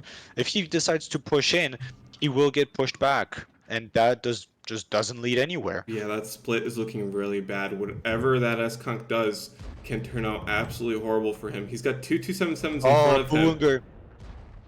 But Boonger will get caught off as Dark Ninja and Muscles are pushing on the side. The rest of the team needs to do something, but Vermilion was one shot, so there's nothing he can do. Yeah, Volova's just this is over. bleeding, and that's They're going to be taking it. so much damage. These two 277s able to provide constant support on that A line, and it's all on Flounders. He's all alone. All of his friends and friendly tanks are all dead against all 5 tanks for the side of Suspect. And so Yeah. Suspect will win this game. Go on to play Two Daddy Gang again. This is a rematch from our first match from tonight. Yeah, and when Suspect and FHS played each other previously, it was Suspect to win it out. We will have the same results and matchups going on between the same teams. When these teams play each other so many times, they start to learn each other's tendencies, and we start seeing a little bit of a metagame develop between the teams. Yeah, and there's also a question of how much preparation did you put into each map? How many different strategies do you have that are already set up that you've tried potentially in scrims, or at least where you think that you've explored all of the potential possibilities, thinking that you may play between 3 or 5 matches depending on which way you decide to go to the grand finals. Yeah, we will have this match being ended on Runeberg. You look at the scores and Flounder with 2.8k damage. He's a great tank, going to deal tons of damage being this tank, but he's not fast, so he's going to be left alone in a position that is unable to help his team. And the wait on attack was so rough for them. They move Vermilion around, and he gets bled down to a one shot once he finally gets into position. Going to make the kind of push really easy for Dark Ninja and Muscles.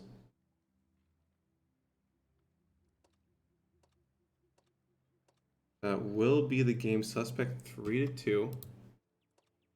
We will be seeing them playing as Two Daddy Gang. Uh, Yep. I am unsure about what will be happening with the streams, as previously there have been 2 matches being played at all times, which gives us at least 1 match to watch, as the other match would be streamed by the mainstream. So go check out the mainstream. We will see if we'll be able to come back with another game. If not, thank you for watching. Uh, if so, then we will be back shortly.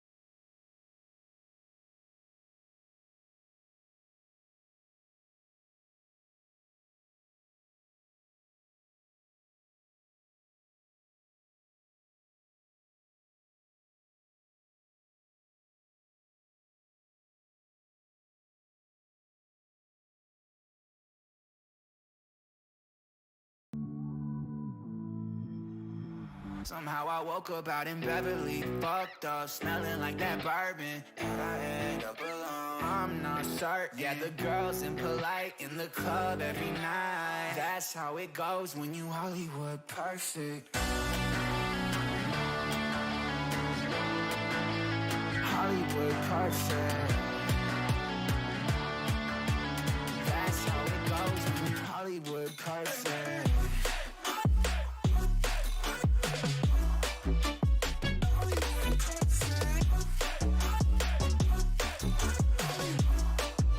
Hollywood perfect. Ain't got no place to call my own. Feels like I'm better off alone. So sad inside and hopeless. These Hollywood hoes never notice. Can't get back on. Girl, I miss you. Can't get back on. Girl, I miss you. Somehow I woke up out in Beverly, fucked up, smelling like that bourbon. And I end up alone, I'm not certain. Yeah, the girls impolite in the club every night. That's how it goes when you Hollywood perfect.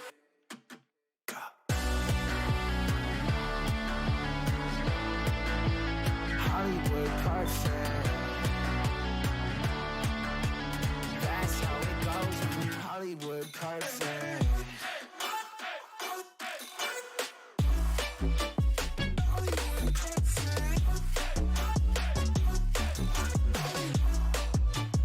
Somehow I woke up out in Beverly, fucked up, smelling like that bourbon. How'd I end up alone? I'm not certain. Yeah, the girls impolite in the club every night.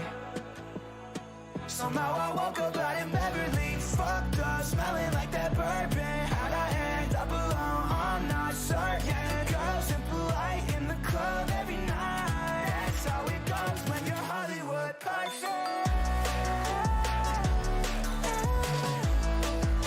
Hollywood perfect. Hollywood perfect.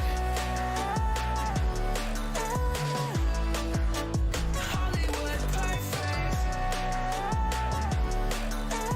That's how it goes when you Hollywood perfect.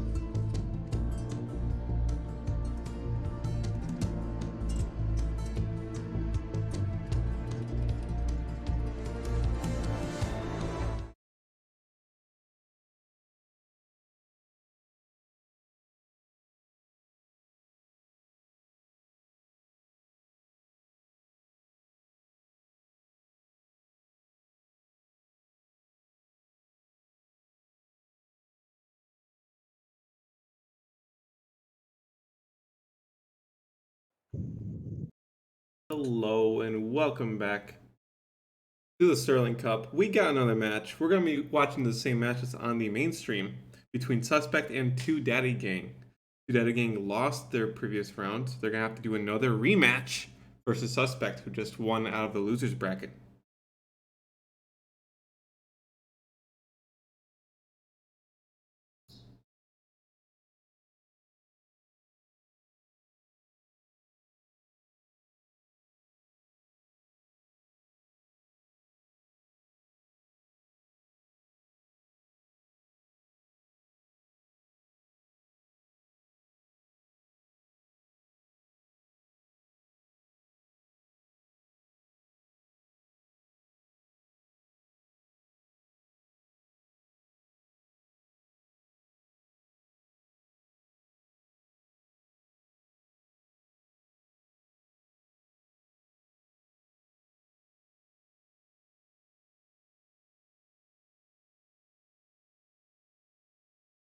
Yeah, Two Daddy Gang also played Runeberg today. They ended up winning their defense in their match versus their opponents in Double Dongers. But the match has started. We are going to the first round. We will have 277, 705A, S-Conk, double Bat Chat on the attack. On the defense, 113, double 277, S-Conqueror, and a Bat Chat for Two Daddy Gang.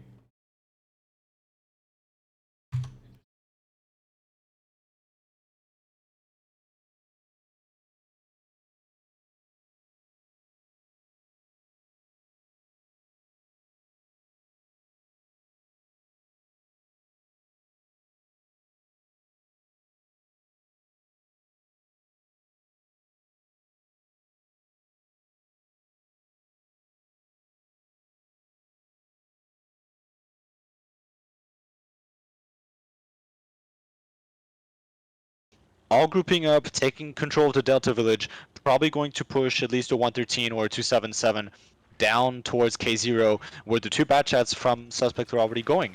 This is going to be a full-on brawl directly at K0.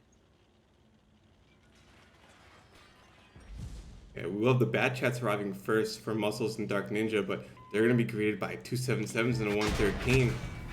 Oh, and Muscles is deleted! Muscles gets deleted, and now Two Daddy Gang simply has full control over this. This 277 of October is completely stuck. Dark Ninja will be trying to get out. He's being shot at by the Super Conk and Bloop in this batch shot. He takes a shot. Will he take another on his way out? That 705 took control of the middle. December will be looking for a shot on accidentally in OP. But right now they're not lit, so he doesn't really have anything to shoot at. The Super Conqueror in the middle of Sebastian, not useful. October pushed up very far. He's trying to run. Try to sneak away. He has not gotten shot in his escape. He's not lit. He doesn't get lit at all. The tanks in the south were not peeking over and able to see him. Ali was not Ali wasn't picking far enough to see him. I think he was still he was still behind the 15-meter push line, which allows October to just rotate out completely. Now he will get lit on this cross. Yep, there you go. Ali misses his shots, not a very easy one to hit. And on the other side of the map, Dark Ninja will be met by Bloop, and this fight will go into the favor of Bloop. There's no way Dark wins this. Yeah, Dark Ninja doesn't have support, and he's low on HP, so he just can't deal that damage, and actually accidentally will steal the kill for 35 damage. Yeah, and at this point, the tanks, the three remaining tanks of Suspect are just completely stuck in the middle. That 705 has nowhere to go. Neither does the Super Conqueror. October is the only one that's able to make a move, but there's not really anything he can do. He's going to be met by both accidentally and the Bat Chat of Bloop. Yeah, and this is a super tough spot for Suspect. Down over 3,000 HP on the attack of Runeberg. Stuck with only 3 heavy tanks now. Octobear will try to make a play towards the A6 position. Yeah, this is pretty pointless. He gets shot from Major. 113 also gets a shot in. They can just take the fight up to them. Bloop will just probably look to get a full clip, and then as soon as he does, well, he actually has a full clip right now, so if he wanted to, he could just push out October with the help of accidentally, and that would just be the end of the game. I mean, the game is already pretty much over, Looks like they're gearing up for the push. Accidentally will be taking the shot from Octobear. Hopefully also taking the shot from December from the 705. And Yeah, they then don't even need taking to out take the this push. 277. This is just something they're gonna do, get the round over with, because they don't need to do anything. They have almost double the HP of their opponent. But Blue will turn the corner and start pushing his rounds into Octobear. Yeah, now Bloop just needs to make sure that he doesn't die to that 705, but he's safe now.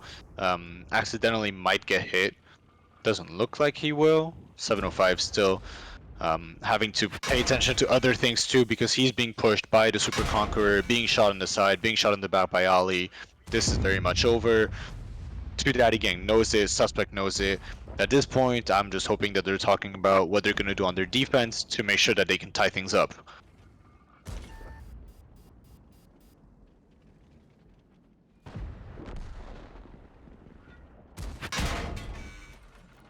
Sebastian will try to put up a last stand, get some extra damage in, but there is no fantasy in the Sterling Cup.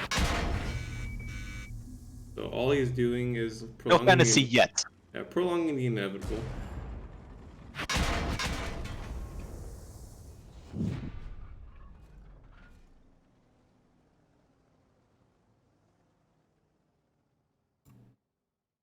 And Two Daddy Gang, very strong defense.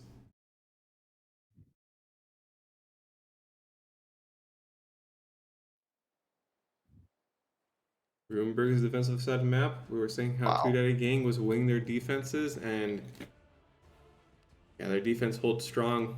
Looking at the damage values, there's just nothing from the side of Suspect. You have Sebastian, he only has that much because he was the last tank alive. Yeah. Aside from that, nobody breaking 1,000 muscles didn't even get to fire a shot. He simply got deleted as soon as he goes over that ridge. He's being met with bad chats. Well, a bad chat shooting at him from the distance with the Super Conqueror and being pushed by 2277s and a 113. I think he was very aware that that could have happened. It's unfortunate that it did. I think if anything, here in this scenario, Suspect is hoping that Two Daddy Gang only sends one tank towards K0, which both the bad chats can jump, take out, and then just sit there and take control of that zero line and then work their way towards the 2 cap with the Super Conqueror holding the middle road. But instead, they just meet three different tanks from the side of Two Daddy Gang, and that is basically the game right there.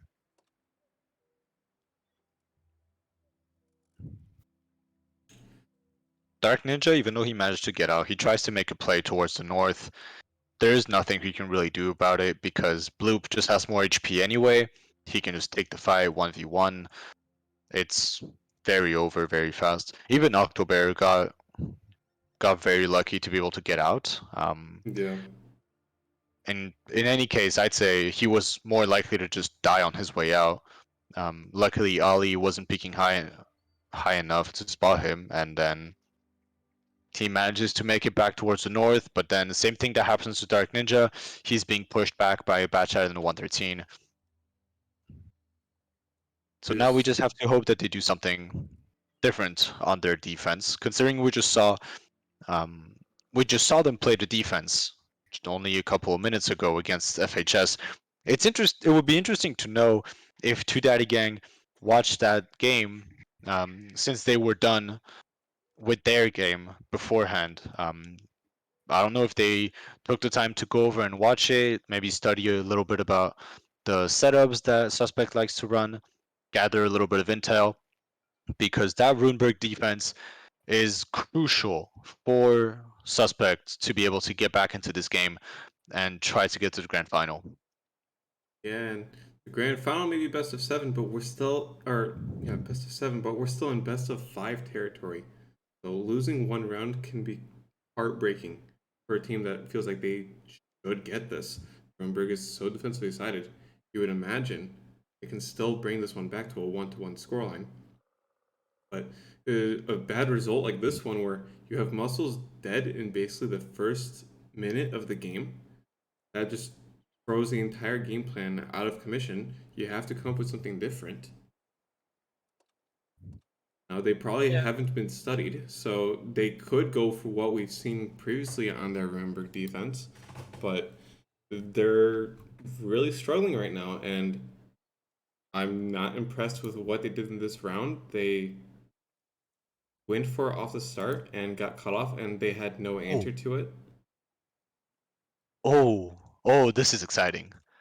Oh, I'm seeing some exciting things. Yes, that is exciting. Oh, Yes. I'm seeing some exciting. Oh, now it makes me Oh. all happy. I was disappointed off of this round, but Absolutely. I am very happy now. I am a happy man. we will be getting something very spicy very shortly, as one of the teams has rated up, the other is about to. Grunberg Just defense waiting for the last couple of Suspect. picks. Just waiting on the last couple of picks from Two Daddy Gang, and then we will be going in. Very interesting. I'm very hyped. I wonder what they're gonna do with this. Yeah, and we've been hyping it up, but will these players ready up so we can show it? Yeah, accidentally taking a sweet time. Accidentally, come on. The players are ready. Friend request in the chat. The team's will plus. We are going in Suspect on defense. Going to bring a 113, 277, S Conqueror, Bat Chat, and the thing we're so hyped about, Dark Ninja and a Fosh B. On the attack, Two Daddy Gang will have a triple 277, a Bat Chat, and a CS. They have the CS. We haven't seen that for a while. Versus a Fosh. This is exciting. Now, there's two ways to play the Fosh here. Either way, it is to counter a big initial push. So, similarly to what Two Daddy Gang did last game, the Fosh could play around F0 and simply aim on the K-line cross. And that way, if anyone comes over, the Fosh B has... It is more reliable than a Bat Chat to connect all the shots, and it has 2 extra shots compared to a 50B. So a lot more options, and it looks like that it's what Dark Ninja is going to be doing with his Fosh. Ali taking a hit on his way into the middle cubby. That's CS63 going straight across the open, surprisingly enough, going back into the safety behind the building on the 6th line, joined by accidentally in a 277 and Major XD. And you can see that unlike what Suspect did last game, Two Daddy Gang is playing a lot slower. They don't want to just push into a Fosh without knowing where it is, because that could be the end of the game just as fast as last game happened. They are trying to be a little bit more careful. They want to see what tanks are where. The Bat Chat from Suspect is spotting the south. The 113 is playing very far back. October playing on the A9 corner. Bloop just making sure that they're not being flanked through the A line. And it looks like the 277 and the CS63 are already moving back towards that A line. I'm expecting to see an A line push with the Batch at the 277 and the CS, and then some kind of cap pressure being applied. The Bloop hasn't seen anybody playing the position that Sebastian was in last game, which is a very good position in Super Conquer to completely negate all one cap plays. But since he doesn't see anything this time, I think well, he probably assumes that he can just make the push, take out October. It's unlikely that there's more than 2 tanks there. The best he can hope for is to not get crossfired by the Fosh. And the Fosh is not even in a good position right now to put some shots on the cross around A4, A5, A6. That Fosh is completely out of the fight. If they were to go across right now, no one is in a good position to shoot them. And it looks like they are going for it. Major leading the charge, CS right behind him, and Bloop staying in the city, probably going to be looking at some kind of cap pressure. And they get across completely for free. They don't even They're get not even spotted. late. October They're will not even finally late. see them, but the Fosh was way out, and now they've taken a very forward position. Major XD dodging both shots from October and December. Now you gotta look at the opposite side of the map. Muscles is moving into action, moving across the map. It's gonna take him quite a while to rotate all the way around. He's using the bat chat, so he is suitable for the task.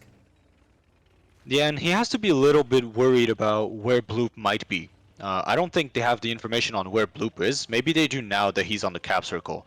And now Muscles probably feels a lot better about pushing accidentally. If Sebastian comes to help, they can take out accidentally, and that potentially would open up the entire map. Yeah, Now Muscles accidentally gets Godly spotted. accidentally is trying to run. He knows that he has to run. It's his only option. He gets tracked again. A second shot coming in, a third shot coming in, a fourth shot coming in, taking a Can get lot one of more. damage. Oh, just under the tank. Doesn't the Foch have an angle from here? Yes, he does. Foch, Dark Ninja gets a shot into Ali. He gets lit though. That Foch is lit in the middle of the open. This is not good. He gets tracked once. He repairs. Foch's now armor he- holding strong. Manages to hold still. Another shot into the CS63. But look at the timer on the cap. Muscles has to go all the way around, but he's down on HP. Oh, never mind. Blue leaves the cap. They're gonna try and overpush on the A line. This is risky because they don't know about the status of Dark Ninja's reload. Dark is reloaded. He has 6 shells to come and help October and December. This is looking very good for the side of Suspect right now. If they're able to isolate some of these tanks, Dark Ninja can do a lot of damage with his Foch. Yeah, October will get pushed out to the south side, but that will slow this fight down. But that just means the Foch B has plenty of time to get in here, find an angle Yep. to unload all 6 shots. The bat chat's now on a one Loop shot. is down to a 1 shot. Dark can finish there. He can finish major. He still has 2 shells left. Yeah, good focus on his shots, penning all his shots too. Very nice. Very nice result for the Very Foch. nice. I am so glad that we just saw a Foch be played on Runeberg. I am very happy with this. Yeah, very Great play by strong Dark play. Ninja. Great play by Suspect overall. Dark Ninja, I was a little bit worried about them not getting any damage initially, but they managed to hold their own. I think Blue has to be worried about the potential flank from Muscles, and that's why they decided to push out. It had been a little while since he was last spotted, so they think, and rightly so, that they have to make a move, so they just go full out. December is going to close this game out right now, or not. Or Soon he enough. will- Or he will make us wait another 7 seconds. Of course, the Foch B low rolls, The and Foch B. Dark gets another kill. Very nice, very solid. Very convincing win out of Suspect. And if this is anything like the next couple of games that we're going to be getting, this is really good. I'm hyped. This is a really good match for the second, I guess, kind of semifinals or lower bracket final. Doesn't matter what you want to call it. Yeah, lower bracket final is gonna prove to still remain competitive. Foch B with 3.4k damage in that round. I was talking about how I was so disappointed with the basic plays that they were making in the first game, but they show us something fresh with a Foch B, and it absolutely performed.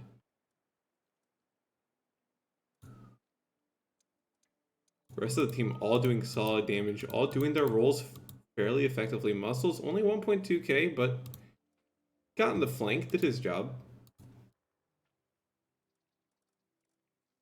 And now moving on to Cliff, it looks like we are going to be getting some roster changes for this next map. Ali going to be sitting down on the bench, and Carry going to be making an appearance for the side of Suspect. To Daddy Gang, I'm sorry.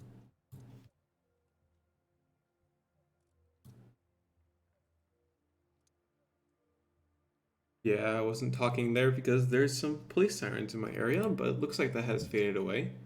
We will be going into Cliff next. And well, so we saw one game of Cliff between these two teams. Suspect was defending, and they lost that defense, which secured Two Daddy Gang's victory 3-0. Hopefully for Suspect, they're able to win at least their defense. You know, secure that second point, secure overtime at the very least. And well, Two Daddy Gang will be trying to do the same, trying to close it out 3-1. Maybe not too happy about dropping this map, even though Runeberg is pretty defensively sided, so I don't think they can beat themselves too much about it. I think both teams expected to win their defense and just do their best on the attack with what they had. Now we have a timeout being called.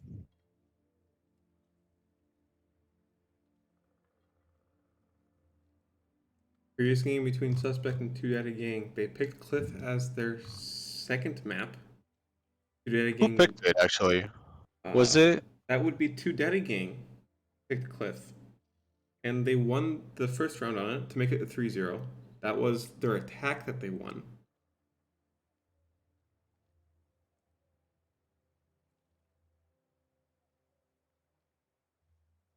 Who picked it this time? It was Two Daddy Gang yet again picking Cliff for the second map. So they seem fairly comfortable on the map.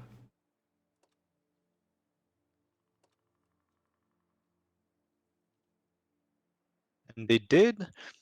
They played it. Oh wait, no, they did. They played it on. That was the overtime map between Two Daddy Gang and Double Dongers actually, Yes. which they lost, unfortunately.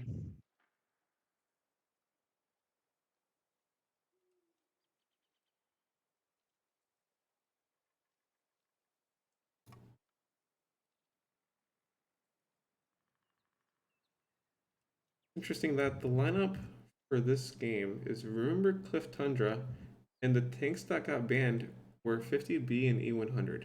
Those tanks are only really effective on Ruinberg of all three maps. Yeah. Maybe. Well, we have seen Suspect consistently banning the 100. I think at this point, they might have just accepted that it was their permaban for the tank. And I believe Two Daddy Gang banned the AMX 50B multiple times so far this tournament as well.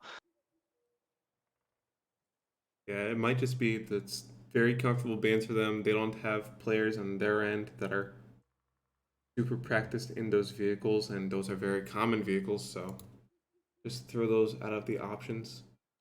Tank picking is finally starting for the first round of Cliff. And so Suspect is going to be defending first, while Two Daddy Gang will be attacking. Suspect is defending first.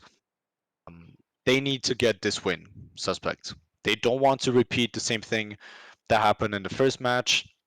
They want to secure their defense and secure overtime as much as possible. Now, Two Daddy Gang probably has a little bit more confidence about their performance, considering that they won against Suspect earlier, that it was close against Double Dongers. I think they're also in a good position. They're probably feeling pretty good about themselves. They feel good about their strats. So we'll see what this leads to. Hopefully we get some more spicy tank picks, though I doubt we'll see a Fosh beyond Cliff. As much as I wish we did, I doubt it. Fosh beyond Cliff, you're gonna bring in the Wrath of an STRV. Well, yeah, you could. SGRV on defense is definitely an option, though I would assume most teams would just prefer to have a Batchat or a TVP to play that A5 position, because it's not as good as it used to be, bush-wise. I think the SGRV just doesn't work as well anymore, and I think maybe even the Leo would work better from there. And the teams will agree that STRV is not the play. There's a bunch of tanks that have been picked, and we're not seeing very much in terms of heavy vehicles. There's actually a lot of mediums this time. We've been seeing quite a few 277s in the past, but one of the two teams we're about to watch is bringing a very light lineup. Yeah, I'm a little worried looking at these lineups. I'm a little worried. Yeah, we're gonna have to wait and see. There's a Kranwagen again. Hopefully it doesn't get cut off by the enemy light tanks. Got a Kranwagen 277, 705A, and two Batchats for the side of Suspect on defense. Of course, that Two Daddy Gang on attack, 113, Batchat, double CS63, and an STB. Very fast vehicles for Two Daddy Gang. They could catch an enemy off guard. I'm very worried about that 705A. We've seen time and time again how it can be an absolute beast, but it can also be a horrible pick if the fight doesn't really get to him. He doesn't have great DPM, he doesn't have great mobility. If this just ends up being a full brawl over the middle, this is not going to go well. And this is actually looking a lot like a game that we've previously seen before from the side of Sun, with Dark Ninja going straight around the hill and Sebastian playing towards the 1-2 line. Yeah, Now slightly Dark is different actually position he's for actually going to Sebastian. stop now. I think he understands that there's a lot more speed on the side of Two Daddy Gang and that he cannot really afford to make that push. Muscles is going to try to cross. He takes one shot from the CS. Maybe takes another one. Oh, that narrowly misses. Carry almost connecting a second Oh, shot Carry and taking taking damage. 648 in return from that 705. And see, this is where the 705 can be great. If it's just able to get a shot in every now and again, it's going to do a lot of damage, and it's almost impossible to dig it out of this position. Yeah, Major's But gonna it go to forces climb them and to get play so punished as slowly. well. Major It, thought he could take something, but December's armor and gun are gonna prove very valuable in this position. Loop taking a second shot, first one only doing track damage. Very good damage so far by Suspect. Yeah, Suspect Up will have a up lot of their about vehicles held 1500 back. HP. You have the 277 Vaktabears hugging the D2 side of the hill. 705A is holding his position. They're set back, Oh, but Loop taking two more. Muscles unloading damage. And this is all blind fire, by the way. Bloop went dark about 20 or 30 seconds ago. This was all blind fire. Now OP getting into the back of Muscles, he is starting to get some shots in, and this is a similar setup to what we saw earlier, where OP just goes all around the hill, gets to C8, and then he's in a good position to do some damage. But this time, the tanks from Suspect aren't overextended, Yeah, speaking and of they can just overextending, they OP can secure overextending. their. Well, yeah, but he can't be repushed very easily. He just Right now, poked up he for he Muscles. secured a lot of map control. The only thing is that Muscles now, because the 705A left, accidentally is able to just go forward. Muscles needs to make sure he connects all three of these shells. That's the second one in, very solid. All three. And here's the third. That was the bare minimum. That was the required amount of shells to put in. Meanwhile, Yeah, they have to hope that Bloop goes down to the bat chat, and that Dark is able to get away. Dark needs to be running right now. yeah, Dark took a lot of damage leaving his initial position. Now he's all alone. He's gonna have to chill, wait for his teammates to clean up the other side. The 113 of accidentally might become an option for him. Accidentally tracked in the open. He will go down to Sebastian. There we go. OP trying to take even more map control, going to try and take over A6. Now this is a 4-on-3, and the HP heavily in favor of Suspect. OP Hacker able to put a shot into Sebastian. The issue now is that a lot of this HP, oh, big shot from December onto Carry. I was gonna say a lot of this HP is on these two heavy tanks, and the more medium, more mobile tanks are really not in a good position to do anything right now. Yeah, but they will be on the defense, and they have their HP still. 2,000 HP lead for Suspect. Yeah, I think the play right now is probably for either OP or Carry to start putting some pressure on the first cap. With the STB on top of the hill, I think that is the only play they really have. Force them to just go back across, and if Suspect chooses the wrong side of the donut to push, they will get farmed all the way crossing from F3 to F6 or E4 to E7, close similarly. Yeah, So it looks it like looks OP like is going to get on cap. So if they go towards the north side of the donut, Carry is completely out of position. There's nothing he can really do about anything. This will force October and December to just go straight across, take a couple of hits from Major, and Sebastian just needs to stay put at this point. He cannot risk dying to anybody. He has enough health to take out Carry if there's any kind of repush. So this is still a pretty good position for the side of Suspect. They just need to make sure that they close this out.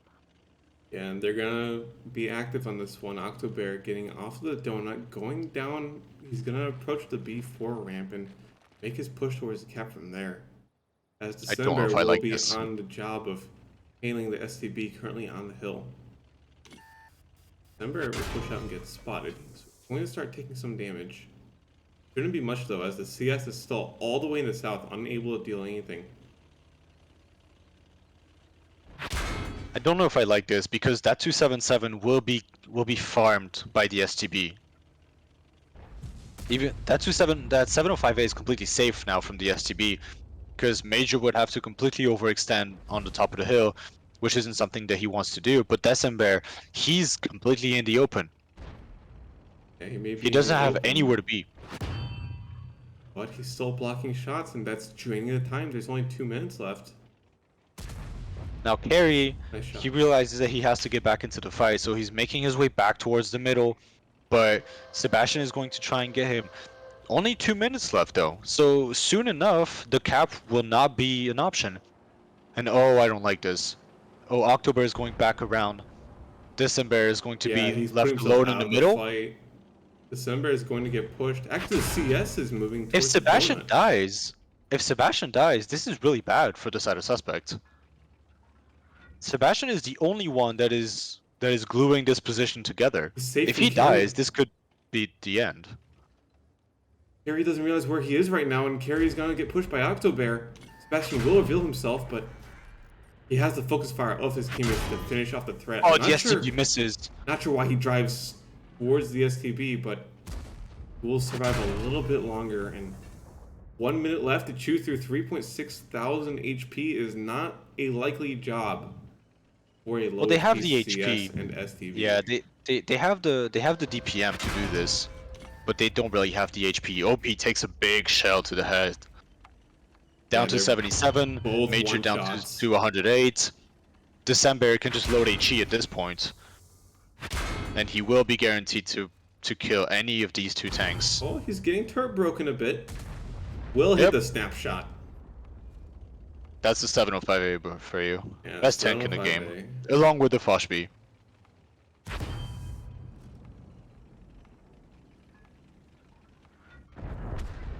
Very well played. I got a little worried for a second, but Suspect manages to keep this in the bag. Take a 2-1 lead. Very solid game. Very solid defense. They were able to handle the pressure, not overreact to the cap being triggered. I'm still very unsure about December's decision to go over towards the C line, because that position is very vulnerable to the hill. He could have just pushed back in with the 705A, with Sebastian staying in the bushes there, so that he makes sure that they're not being flanked, and that probably would have been fine.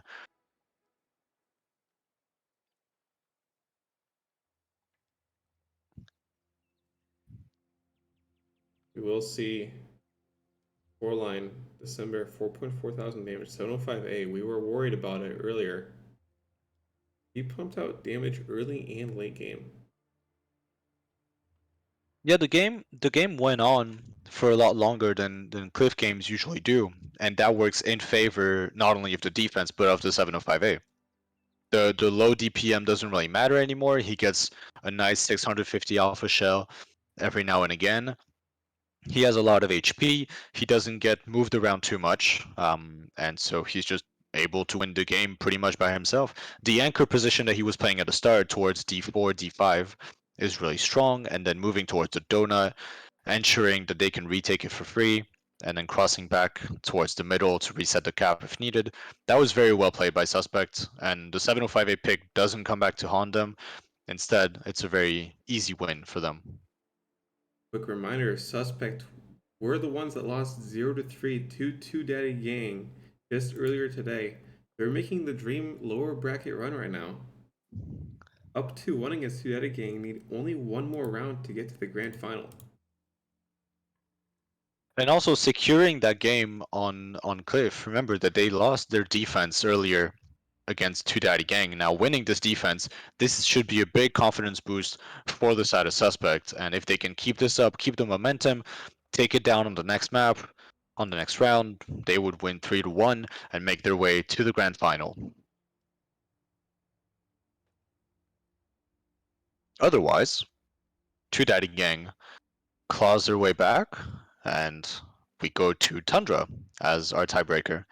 And since so far there have only been defensive wins, the tiebreaker would be decided based on number of kills, which for the time being favors Suspect,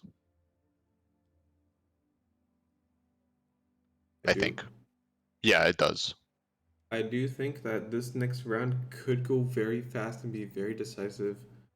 Two Daddy Gang clearly has a different way of playing this map than we've been seeing previously. We've seen a lot of 277s being played, a lot of you stick one Kranvagn or STB on hill, but the lineups they're bringing right now that we're about to see from them yet again on Cliff are very different from what we've been seeing for the entire tournament thus far.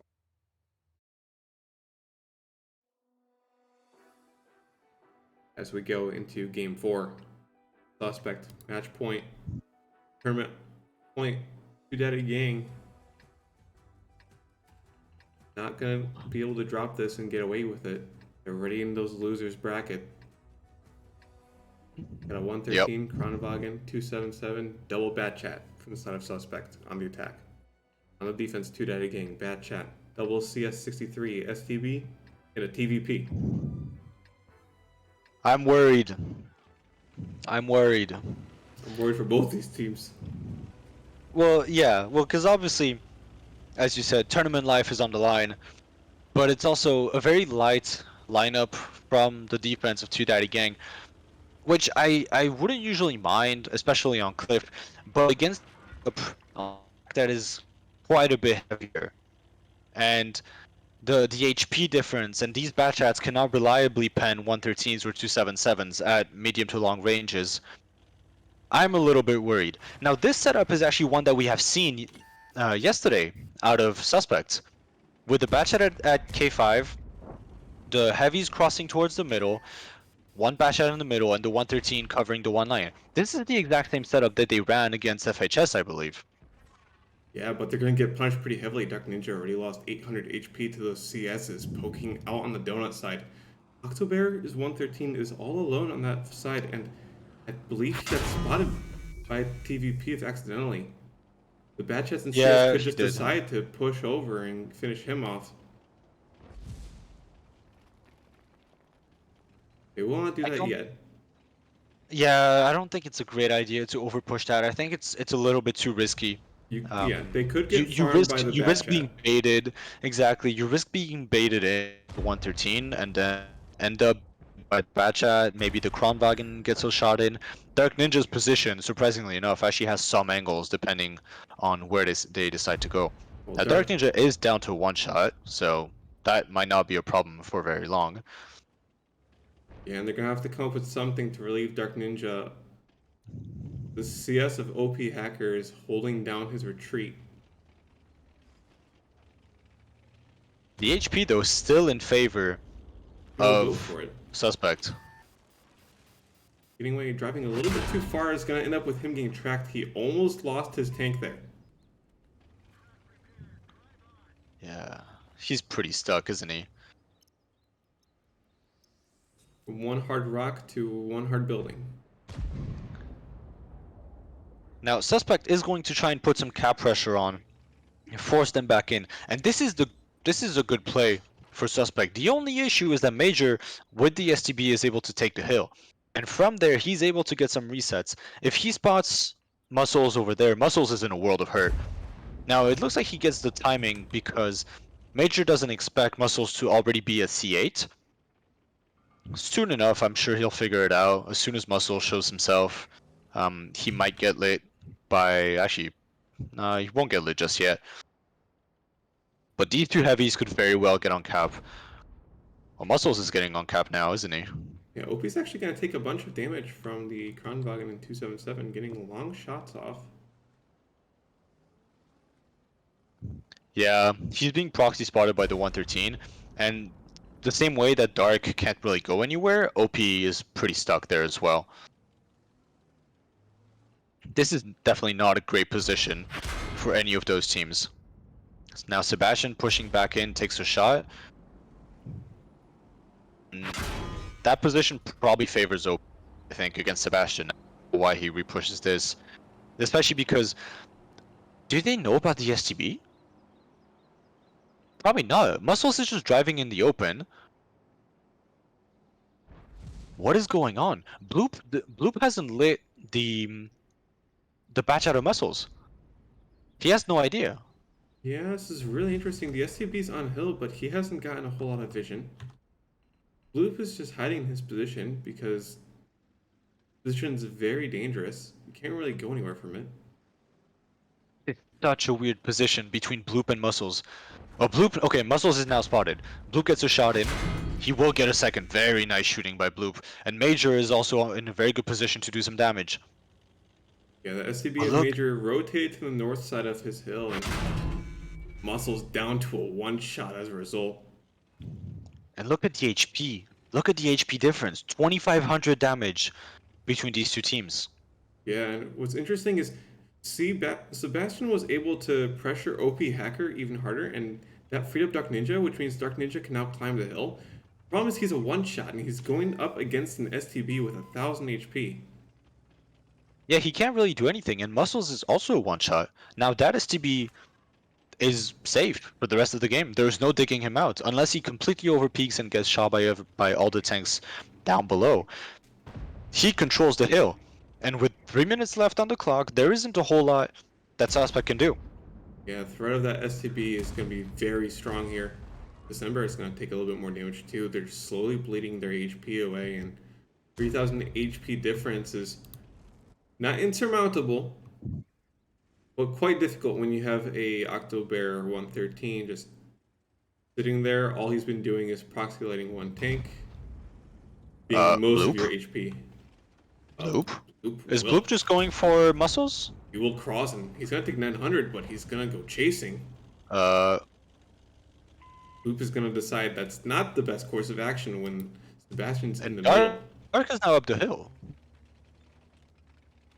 Yeah, the STB fell down quite a bit as well. I guess he's trying to assist with Sebastian's position, but that's not Yeah, necessary. OP takes a big hit. OP down to doing one shot. so much here. Yeah, Bloop's move feels very unnecessary. He takes another 500 to the face. Sebastian's just firing shots off non-stop. Oh, Dark fell. Dark just fell off the boot, so he has to go and do it all over again. That's fine. He's got plenty of time to do it. Sebastian putting Bloop in takes more another hit. damage.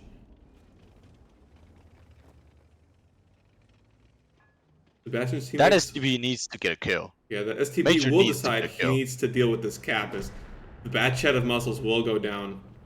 It's traded, There's no however, is time. Bloop. There's no time. Yeah, only 1 minute left. Dark Ninja's going to be climbing the hill, but such a big shot from Sebastian yet again. It's going to Major- mean Dark Ninja has a chance here. Major just needs to stay alive. If Major stays alive, this is an easy win. Yeah, there's so much HP left. 1 minute left on the clock and 4,000, nearly 5,000 to chew through.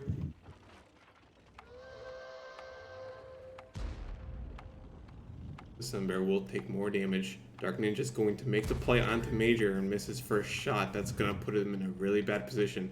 And has an Carry can off finish angle. him. Yep. This should be the win secured.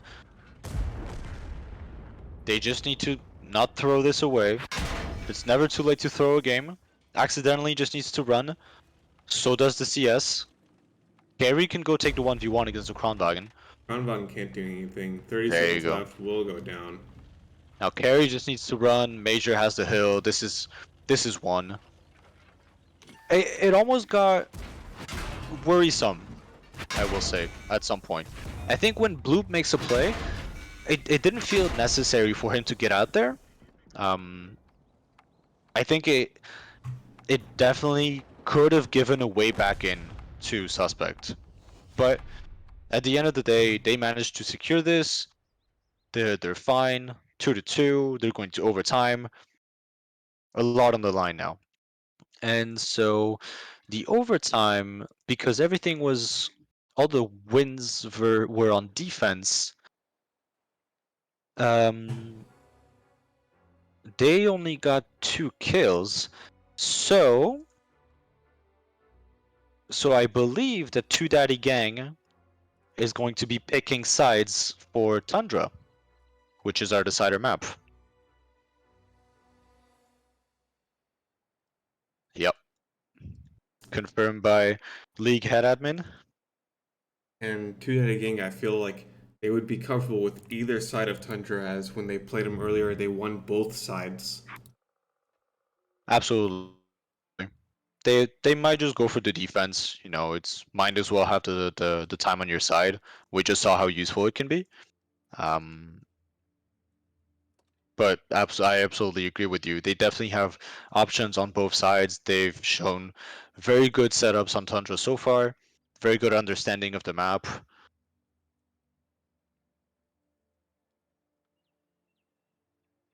And looking at the post-game stats for that Cliff, it is a little bit heartbreaking to see Dark Ninja only one shot of damage, Octobear only one shot of damage, December two shots of damage.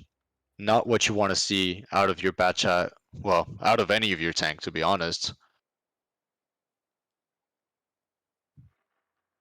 And as you would expect, they will pick defense for their side.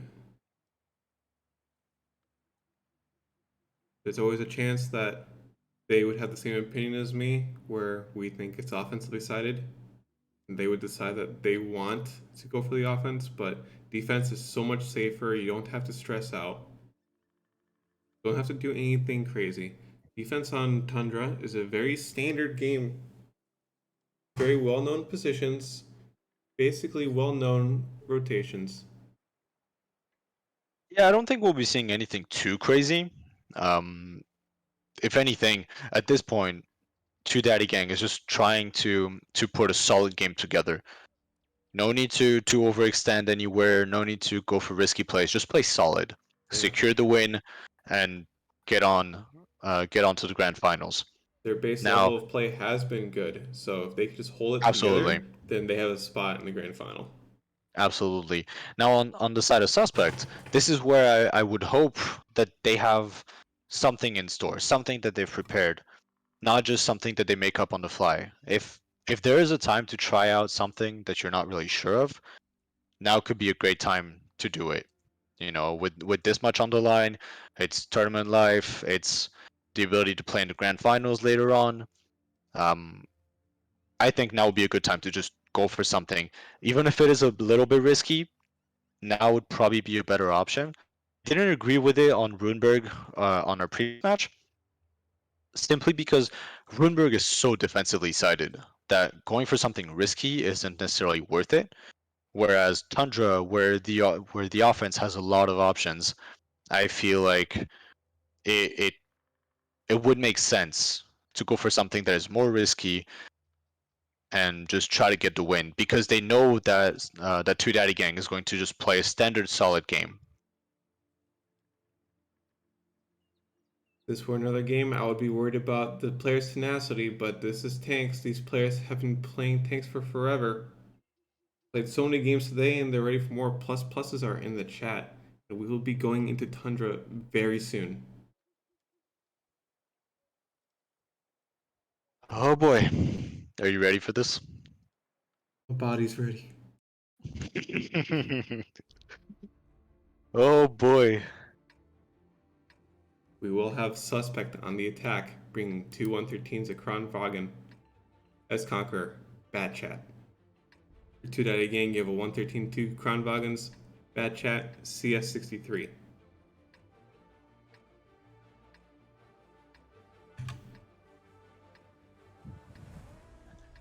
Standard lineups. I believe that is actually the same lineup that we saw earlier out of Two Daddy Gang with the double Kronwagen. Now let's see what they decide to do. So both the Kronwagens are going to be headed down the one line, probably holding for that K1, K2 area. They understand that it is a crucial position to have control of. OP in his CS63 is going to go get some information. I'm guessing he's going to be using what we used to call the Dark Bush, but he just drives by, spots the Kronwagen, and he needs to get away. He takes one shot. Oh, taking a second one. He did not want to take that second one. Yeah, See, it's taking a the lot first to hit pay. there is fine. It's not that big of a deal. Taking a second one, it's starting to be quite a bit. They do not have, a ton of HP to work with, especially in a CS. You need your rotating tanks to have some HP for the late game. Speaking about HP, they have a 2,000 HP lead on the attack. Just bringing those heavy tanks is going to afford them so much more and getting that entry 1,000 damage into CS. They will leave a bat chat on the hill still. Dark Ninja is holding the back. We saw how that worked out earlier, though, so I'm a little bit worried. Yeah, we're going to definitely want him to rotate a little faster than he has done in the past, but we might already be getting into a point where that's too late. Octobear has already pushed up very far. And look at the position of these two Kronwagens. They have a great crossfire. It is not easy to dig any of them out. You have to just completely overpush into them, and they have a great crossfire, which allows Major to get his clip off, accidentally to get his clip off, and by the time Major dies, accidentally will be reloaded. And he will also likely have other tanks supporting him. Carry close enough. Oh, he just gets lit, gets an early shot in. Very good. This is a very nice angle also to play that Carry's playing from behind that house. Mm-hmm. He doesn't have to worry about a flank either because he has the bat chat of Bloop in the north. And Bloop will start his rotation. He's actually rotating faster than Dark Ninja on the attack. Going to come a little closer, not going to full rotate. Being in a better position so he's faster if he needs to be. October and December, however, decide this is not the play. They should not push this. And that is a correct read.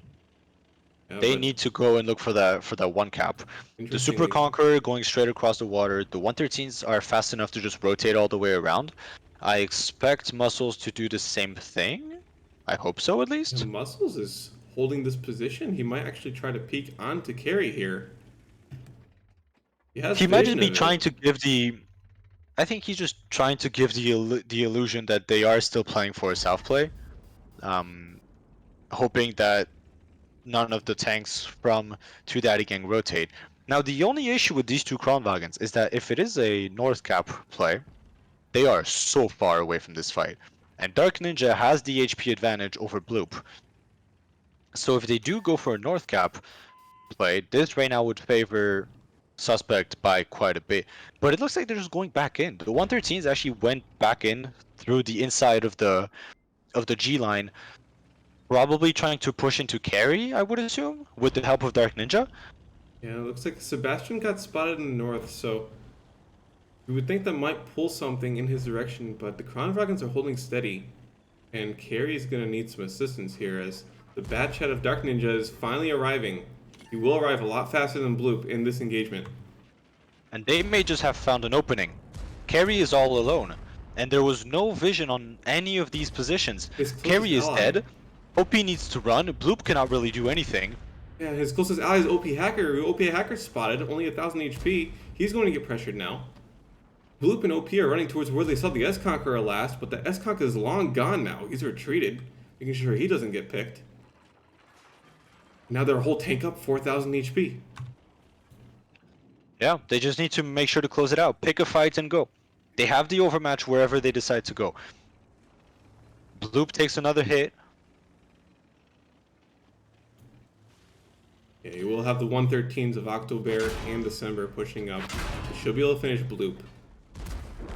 There it Yep, goes. Bloop goes down. They will keep pushing onto OP Hacker.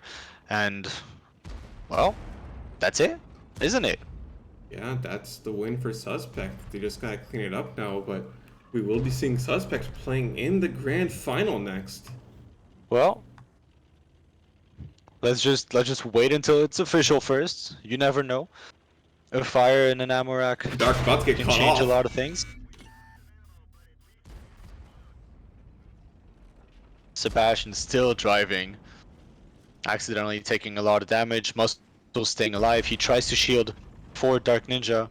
Major has fired a shell into Muscles, fires another one into Dark, secures the kill. fires the third one into Muscle's turret, and that is it. He is now reloading. The two 113s are coming back in for cleanup. Sebastian will be dealing with him.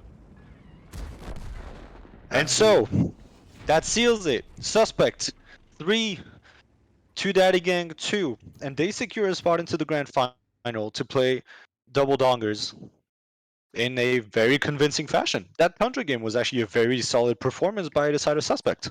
Sebastian decided at the end there he would stay alive at 2640 HP, just to show Tudai Gang he did not appreciate getting 3-0'd in the previous round. 3-2 for Suspect. Well, getting 3-0'd in the first round, if you're able to come back and then win the lower bracket final 3-2, I'd say that's a trade that's worth it.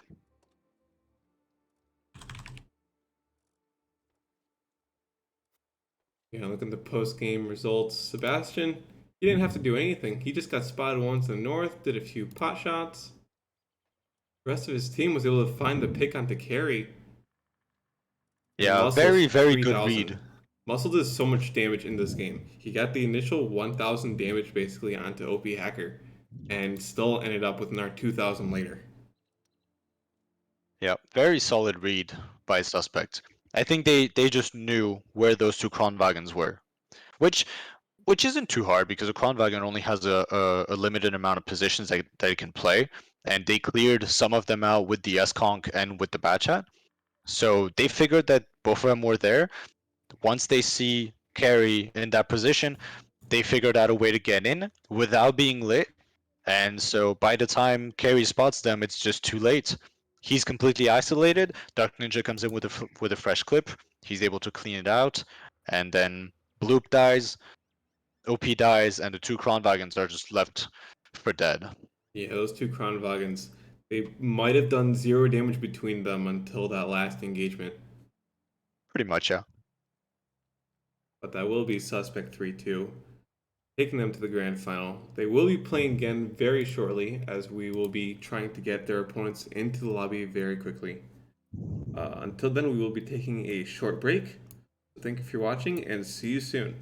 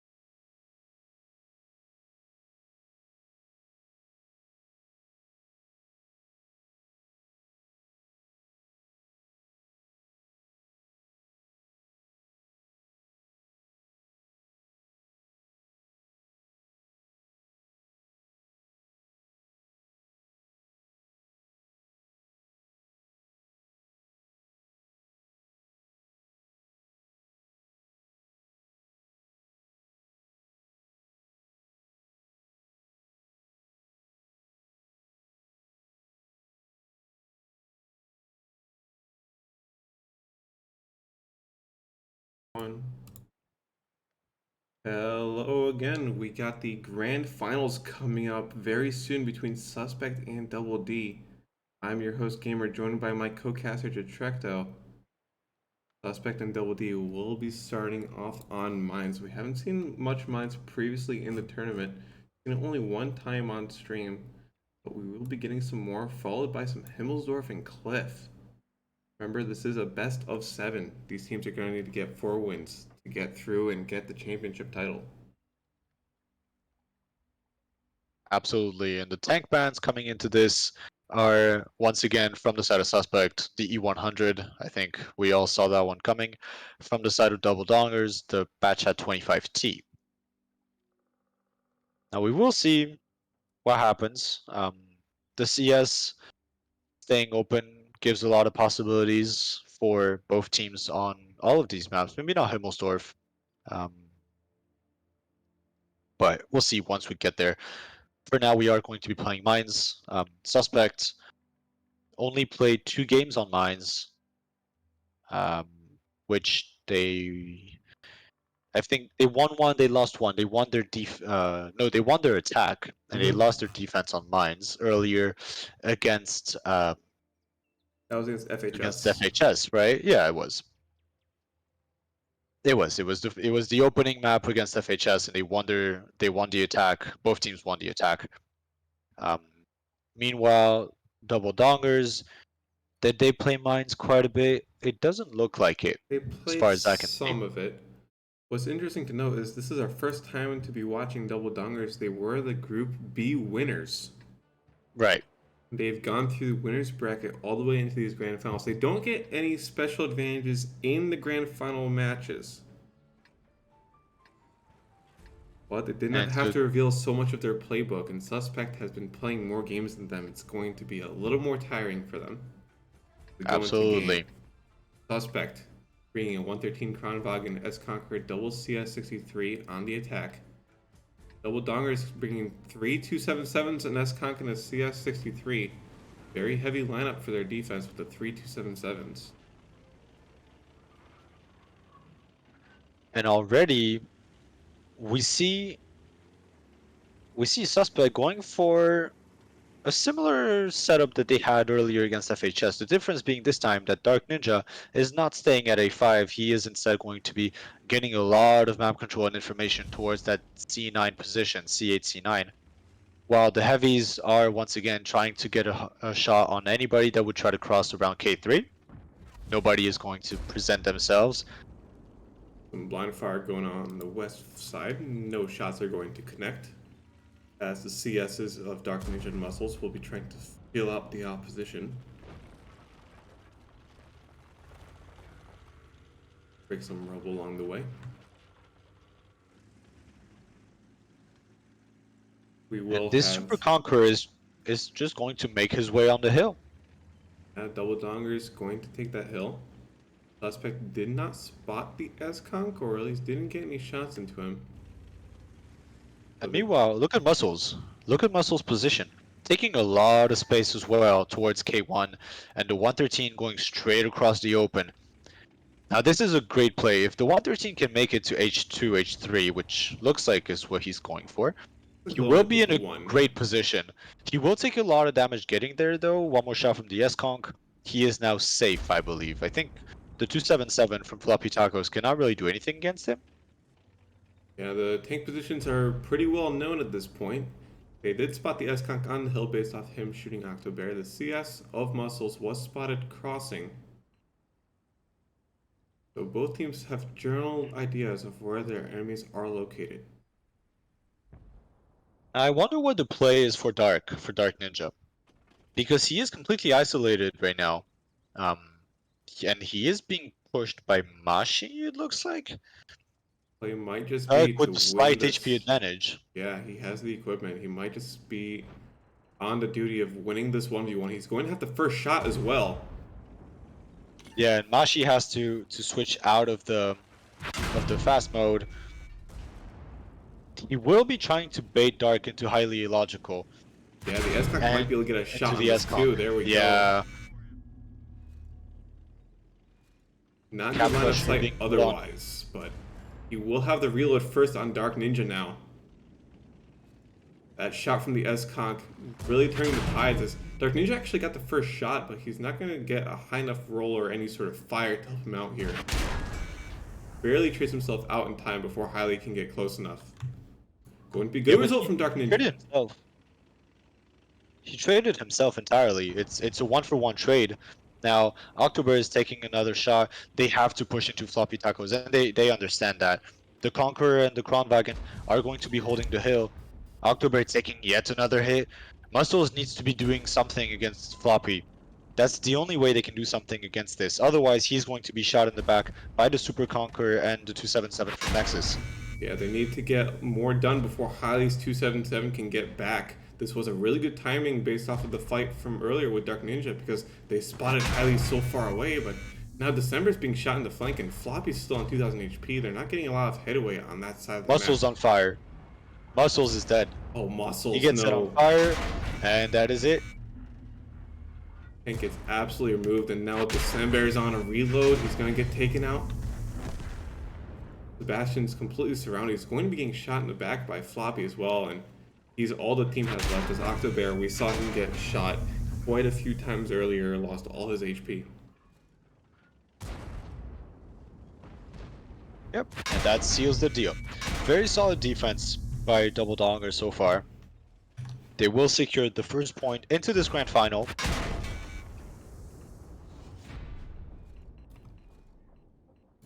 Good stuff from Double Dongers. They're showing they're the better team. Coming from the winner's bracket, winning the first round. Very strong start into this final.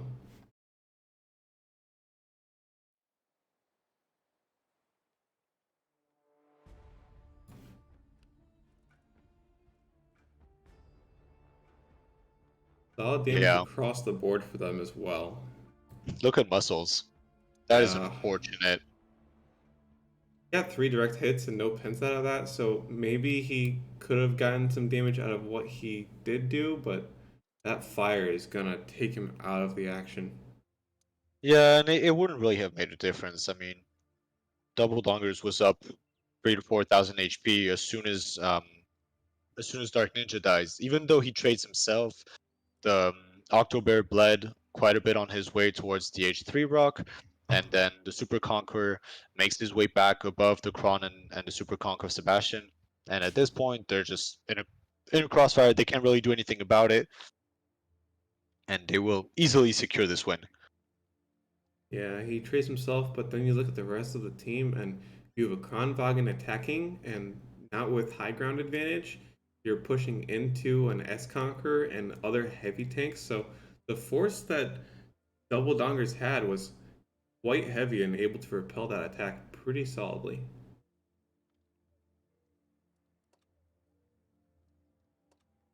Oh no. What? Yeah, you should read the training room chat. It's a little I funny. did. I have already. Or Nova. Yeah, poor Nova. His day one performance was left to desire.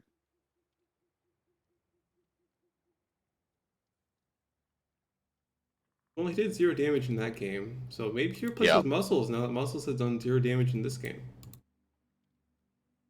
Isn't Muscles their IGL though? 0 damage. Well, it happens.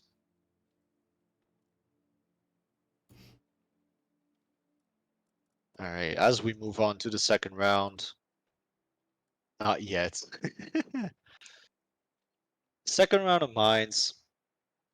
This time, Suspect defending. We'll see what they're able to bring to the table.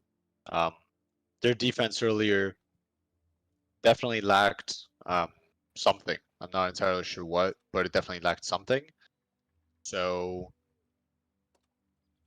we will see what they're able to do. I don't know how much Double Dongers played Mines, but it definitely seemed like they had a much better understanding of the map, at least based on the games that we just watched.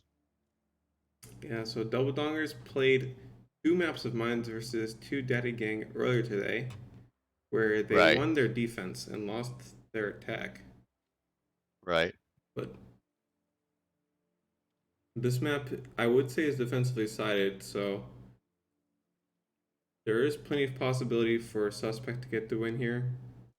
Double Dongers has been playing very well though, and they get another fire. I mean, if RNG's on their side, 5v5 still doesn't let you play the game through really bad RNG. So Double Dongers played Mines also yesterday in their opening match, and they lost both of their games against Gerlin.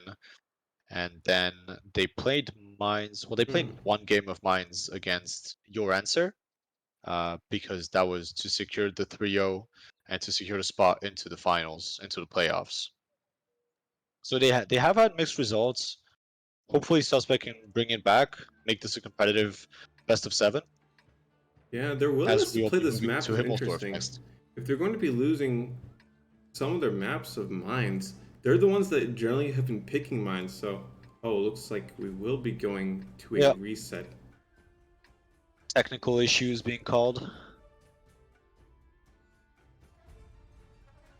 Reset was called very early on into the countdown, so we will be leaving to garage.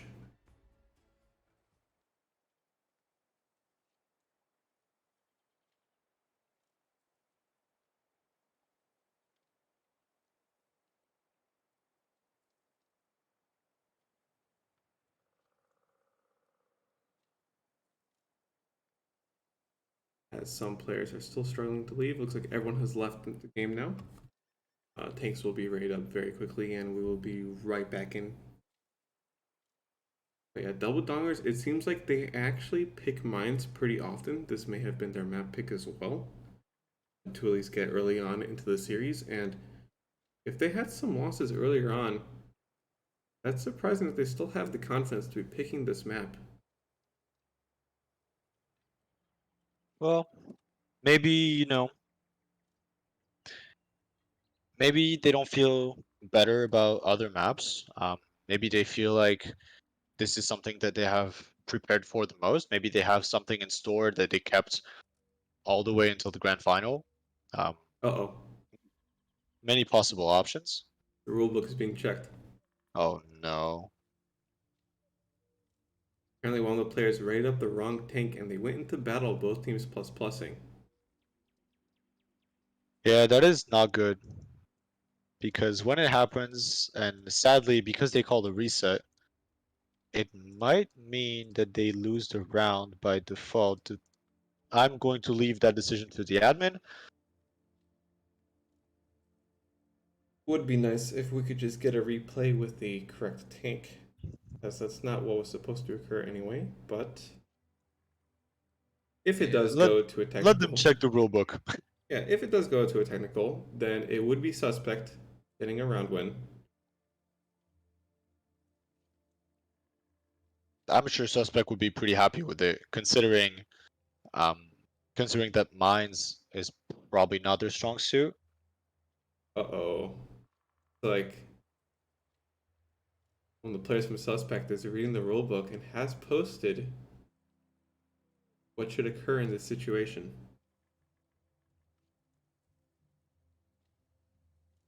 Not sure if what he posted is entirely accurate to this exact circumstance, but I mean, seems it is. it seems like it is, and that would mean that Suspect would be getting 3 point. Let me see. So, what did they have?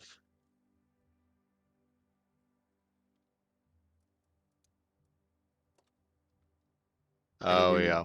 Yeah, and we will be moving straight to Himmelsdorf. We will not play the second half of Mines.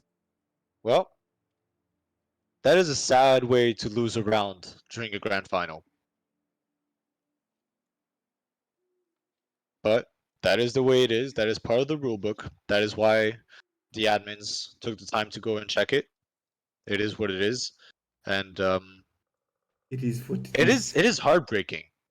It is heartbreaking for the side of Double Dongers. Yeah, it's really It's very disappointing. tilting too. It's easy to lose focus, just go full tilt, not be able to just get back into the game mentally, especially as a caller. Um, it happens to the best of us, and they're gonna have to stay strong, stay in the game, not get ahead of themselves, make sure that they can secure a couple of wins on Himmelsdorf, and hopefully that mistake doesn't happen again. Yeah, and if Twice in the same needed, grand final, that would be rough. they can take a timeout, get a mental reset in. It looks like Tank Picks will be starting for Himmelsdorf, so no timeout was called this time. Yeah, it probably could have been a good thing. I'm a little worried for double dongers now. You know, maybe get a coach to come in, Get a coach. talk to the players a little bit, Or talk maybe calm a them down. cheerleader. Well, I mean, if they have one of these two, yeah, sure. Bring the team mascot into the voice chat. Yeah, I mean, anything that is legal according to the rule book and that can help the players stay in the game.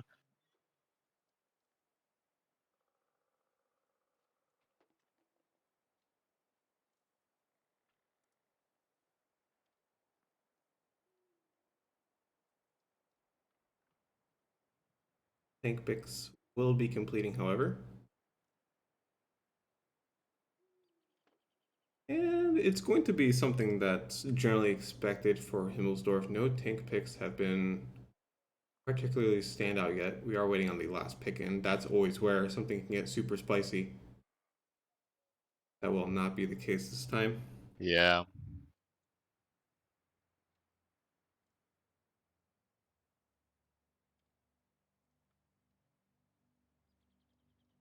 Things are all ready to go, just waiting on the teams.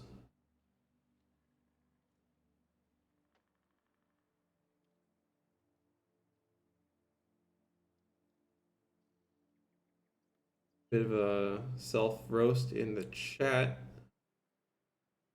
And we're good to go. All fun and games, and we are going into Himmelsdorf. Second played match of the series, but third point match. We'll be getting Suspect on the attack, bringing two 113s, two AMX 50Bs, and an S Conqueror. Double Dongers bringing a 60 TP, AMX 50B, and again, three Object 277s. They're liking bringing three 277s. Well, that's what they did last game, and that's where their comp was wrong. So I guess not. It's technically it would be the first time that they're playing with this. Interesting lineups. A lot of possibilities, especially for the side of double dongers with those 3-2-7-7s to be very aggressive towards that 1-2 line. 60 TP looks like he's going to be coming with them. Meanwhile, Mashi only with 2 marks on his tank. A little bit of a disgrace to the rest of his team, all with 3 marks. Wow. Don't shame him like this. It's okay. Do you even have 2 marks on your 277? That's what I thought. Do I have 2 marks in any tier 10 tank? I don't know. I don't think I do. Probably. That's a little sad. Oh no. Anyway, Oh no. Suspect grouping up in the south of the map, and it looks like we're just going to get a big brawl on this K line, and it probably will be in the favor That's of being double dongers. spotted, and he's way too far forward compared to the rest of his team. He's going to take a little damage. Not that bad. There were a lot of tanks in front of him, but he's only going to take 2 shots. They didn't see everyone. They haven't seen both the 50Bs, I'm pretty sure. Maybe they saw the S-Conk. And they're just going to get the hell out of there. Yeah, both teams will retreat from that engagement. Not having full information on their opponents is going to mean that they're going to want to have a little bit of a reset. Defense will be happy with taking that 1,000 damage early on.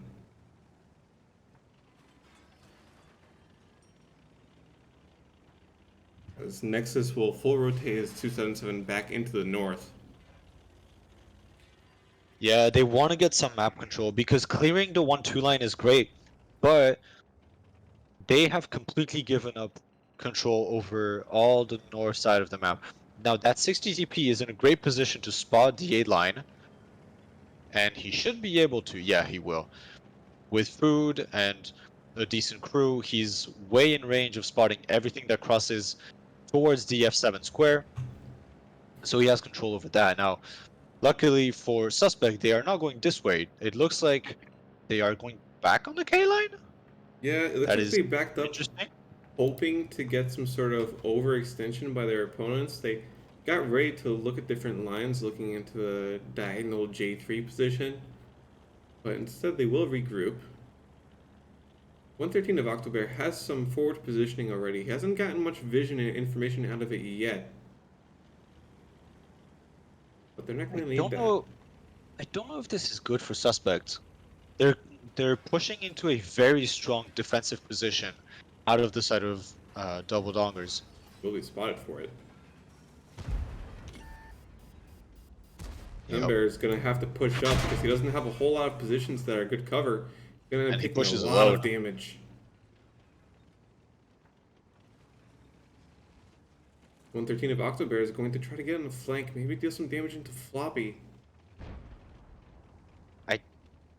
Yeah, but he can't really do anything. As soon as he pokes there, Oh. Nexus can just poke out. That is a big shot from the 60 TP. He was waiting for that angle. Highly illogical here, playing against December. And that is really... Well, there isn't a whole lot that can happen at this point. Yeah, these Sebastian things is shooting HE, but this fight is just really not looking good for the side of Suspect. These things are very strong for side scraping. The other side, you have Octobear taking even more damage down to a one-shot, barely avoiding the 60 TP. Muscles has an angle from where he is, and he notices that he does. When highly illogical goes forward, Muscles has an angle. Yeah, it's This a forces nice Highly to go spot between forward these trains even here. more. Now he goes down, but he should die, I think. It's a very Shouldn't he tight die to shot. crossfire? Hiley's just a few centimeters too far forward for Muscles to get consistent shots into his rear. Now Dark tries to overpeak, gets shot from the 50B once, gets shot by the 277.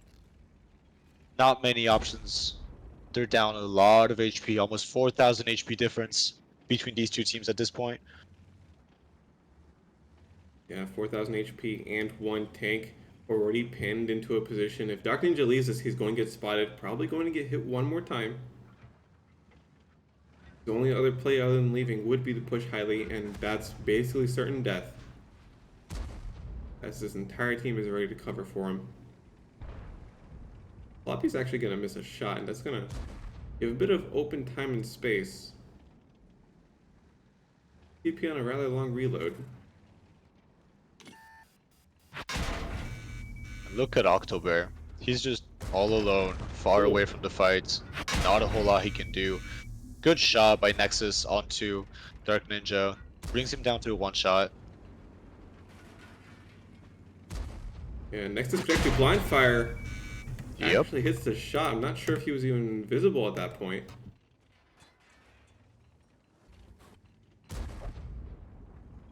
Sebastian now all alone is going to have to hold his position and not bleed HP while the rest of his teammates try to do something. I'm not expecting them to be able to do anything with Octobear already down to a one shot. I think there's just too much of a difference in HP, and they can't even force a cap. They wouldn't have enough time to cap it out anyway. October goes down. It's only Muscles with a lot of HP, and so does Sebastian, but it's a 4v2. Sebastian is going to get pushed. Not much he can do. And they lost a lot of HP trying to dig out the 277 of Highly. Well, they got baited into that push, right?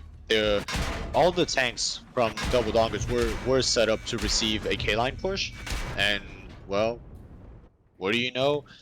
Suspect decides to go for a K-line push, and it does not go well. Instead, if they went for more of a 2-cap play, I think they could have been very successful, just because there was no map control. They had no vision. All the tanks from Double Dongers being on the 1-2 line, they had no vision over the 1-cap, and maybe something could have been done there, but that was not the case, and so they take it in very easy fashion. Yeah, Yeah, a bit of a surprising decision to make a repush there, as they didn't get any vision after the initial engagement.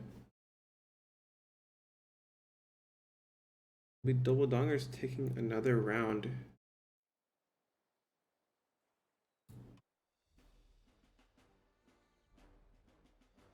Double Dongers has been playing very well.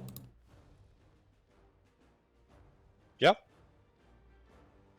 Suspect making actual mistakes that cost tanks and end up with tanks with 0 damage. Another 0 damage game, this time out of Octobear. Yeah, I think from a strategical point of view, they seem to have a much better handle on this game than Suspect right now. The Suspect's reactions haven't been really on point. The rotations are not great. They weren't able to identify the setup out of double dongers on the Himmelsdorf game. Um, Now this defense is really important for them because otherwise going into Cliff, it could just be over very quickly. Yeah, So the losing that repush. game would put double dongers on match point, since this is a best of 7. Double Dongers could have been up 3-0, but slight mistake outside of the game is going to cost that. You look at this game and you look at the roster of Suspect, they don't really have any tank that could get extra vision elsewhere on the map. So they go into this game deciding they're going to try to go south. They fight initial engagement and they don't have any tank that they can just designate and decide, you know what, we need you to go get some more vision, create an opening for us to rotate out. Instead, they just slow the game down too much for themselves, and it's going to put them into a spot where they decide they have to go for the repush. Well, this is where the Batchat tank ban makes sense, right? Yeah. If the Batchat not being able to be picked, that denies them that tank that could go and find some opening, find some light somewhere, get some space, get some map control. But that is not to be because the tank is banned, and so instead they play with double 50B and a super conk and 277s and 113s, and it doesn't really go too well because I absolutely agree. They have no way of getting out, and they have no way of getting the information. Right now, it feels like Double Dongers simply has all of the information they need, and they're reacting to it very well and keeping Suspect in the dark as much as possible regarding the setup, the strat, and the rotations. That will mean Double Dongers has a lead going into Himmelsdorf attack. Himmelsdorf attack, no bad chat. The bad chat could have helped out Suspect. It could help out Double Dongers, but and they can't have it. So what are they going to do to get that vision? Well, it was their pick though, so I'm going to assume that they took that into account when making the game plan. They knew that they were going to ban the bat chat. I think it was one of their common bans recently. It seems that they banned the 50B earlier against double dongers, against two daddy gang. Sorry. Looks like their solution is going to just be to bring more heavy tanks. On Himmelsdorf, I'd say that's a viable strat. We go into Himmelsdorf for the second time. Suspect on the defense, bringing a 50B, two 277s, a 7.5 and an S Conqueror, and the full heavy force of Double Dongers bringing a 60 TP, 50B, and three 277s yet again. They've decided that you don't need a bad chat on this map. You just go heavies and you push in. Yep.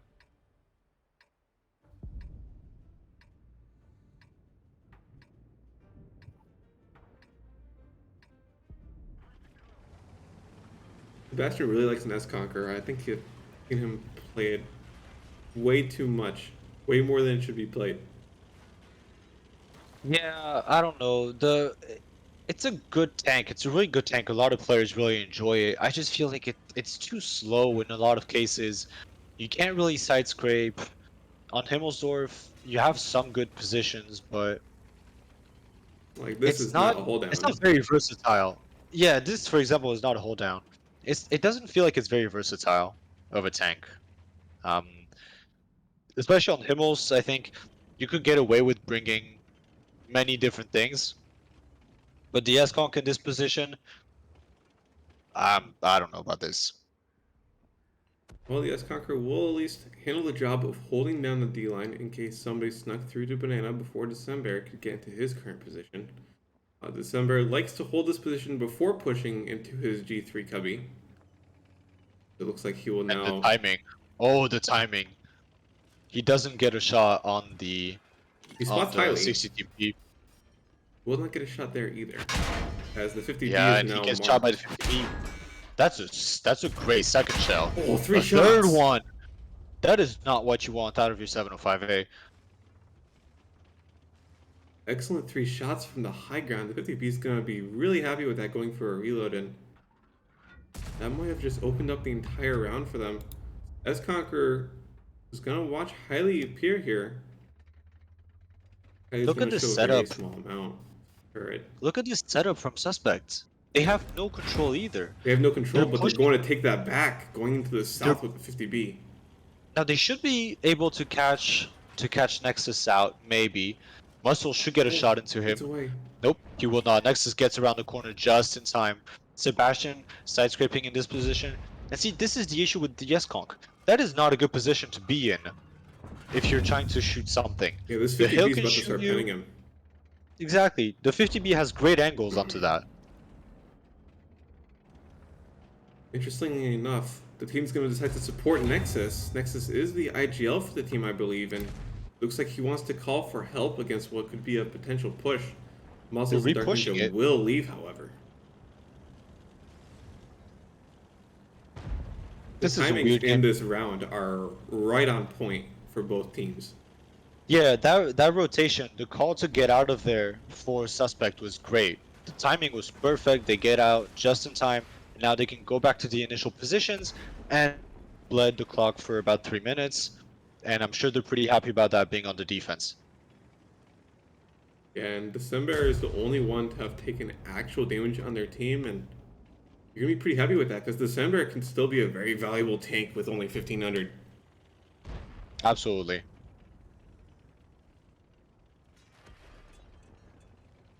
As the 50B will be leaving the hill, looks like Double Dongers has decided they want to take a full-on engagement.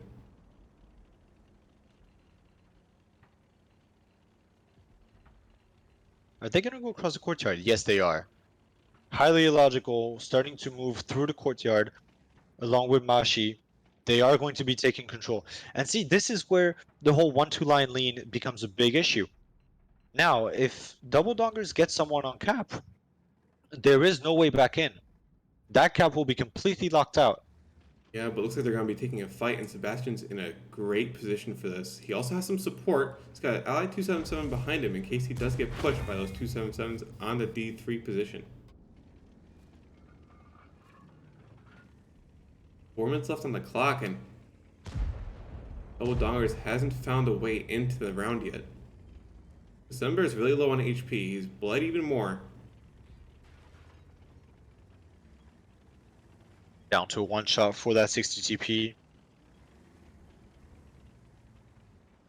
I think Double Dongers knows. It looks I like think they they have a good know idea that the here. cap. I think they know that they can just sit someone on cap and there's simply no way back in. Highly illogical. Oh no, Nexus is going there right now. Highly illogical is going to move forward into the courtyard. December's being risky with the 705A right now. He's actually pushed to a position where he could have just gotten shot by the 60 TP. At this angle, I don't think the 60 TP can kill him. Not with heat at least. Not at this point, and Dark Ninja will be flanking the 60. Another shot and going to bleed the south side of their force. Takes a big shot in return. When we're looking on the other side of the map, this Octobear's 277 is about to get into an engagement. Two 277s on the enemy team are pushing towards him, and he actually gets shot in the highly rear by his illogical. teammate.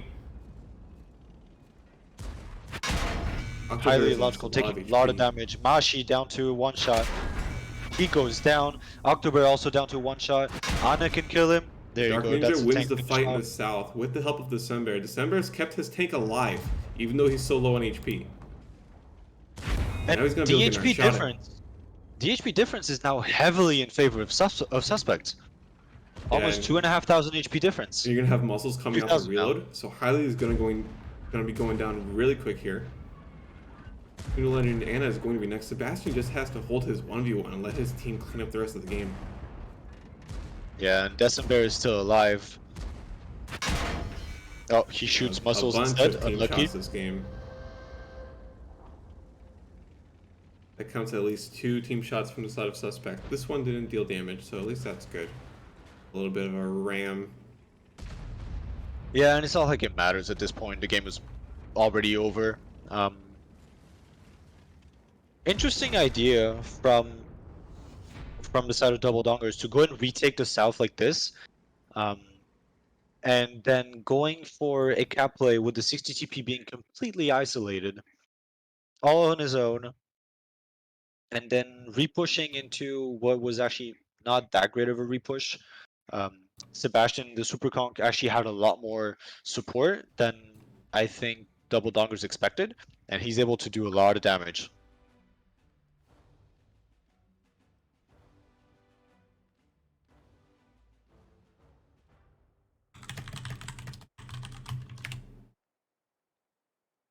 Looking at the post-match results, Octobear 168 damage, but that's perfectly fine.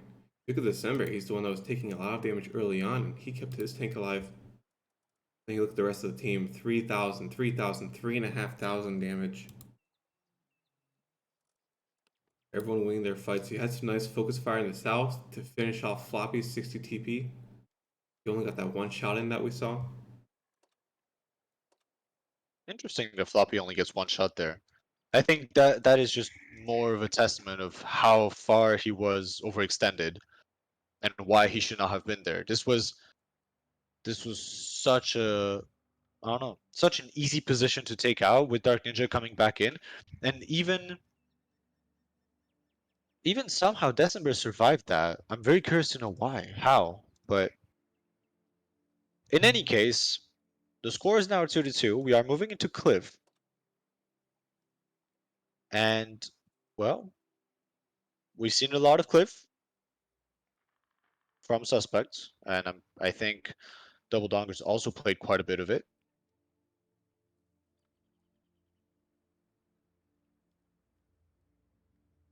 We will be getting Are we? quite a bit more Cliff. Cliff is going to Are we? round out our Yeah, series. Cliff is the tiebreaker as well, right? Well, it seems like we're going to get Cliff up to 3 times here. Now the team Wow. can win in regulation. That looks like that will be our best of 7 overtime map.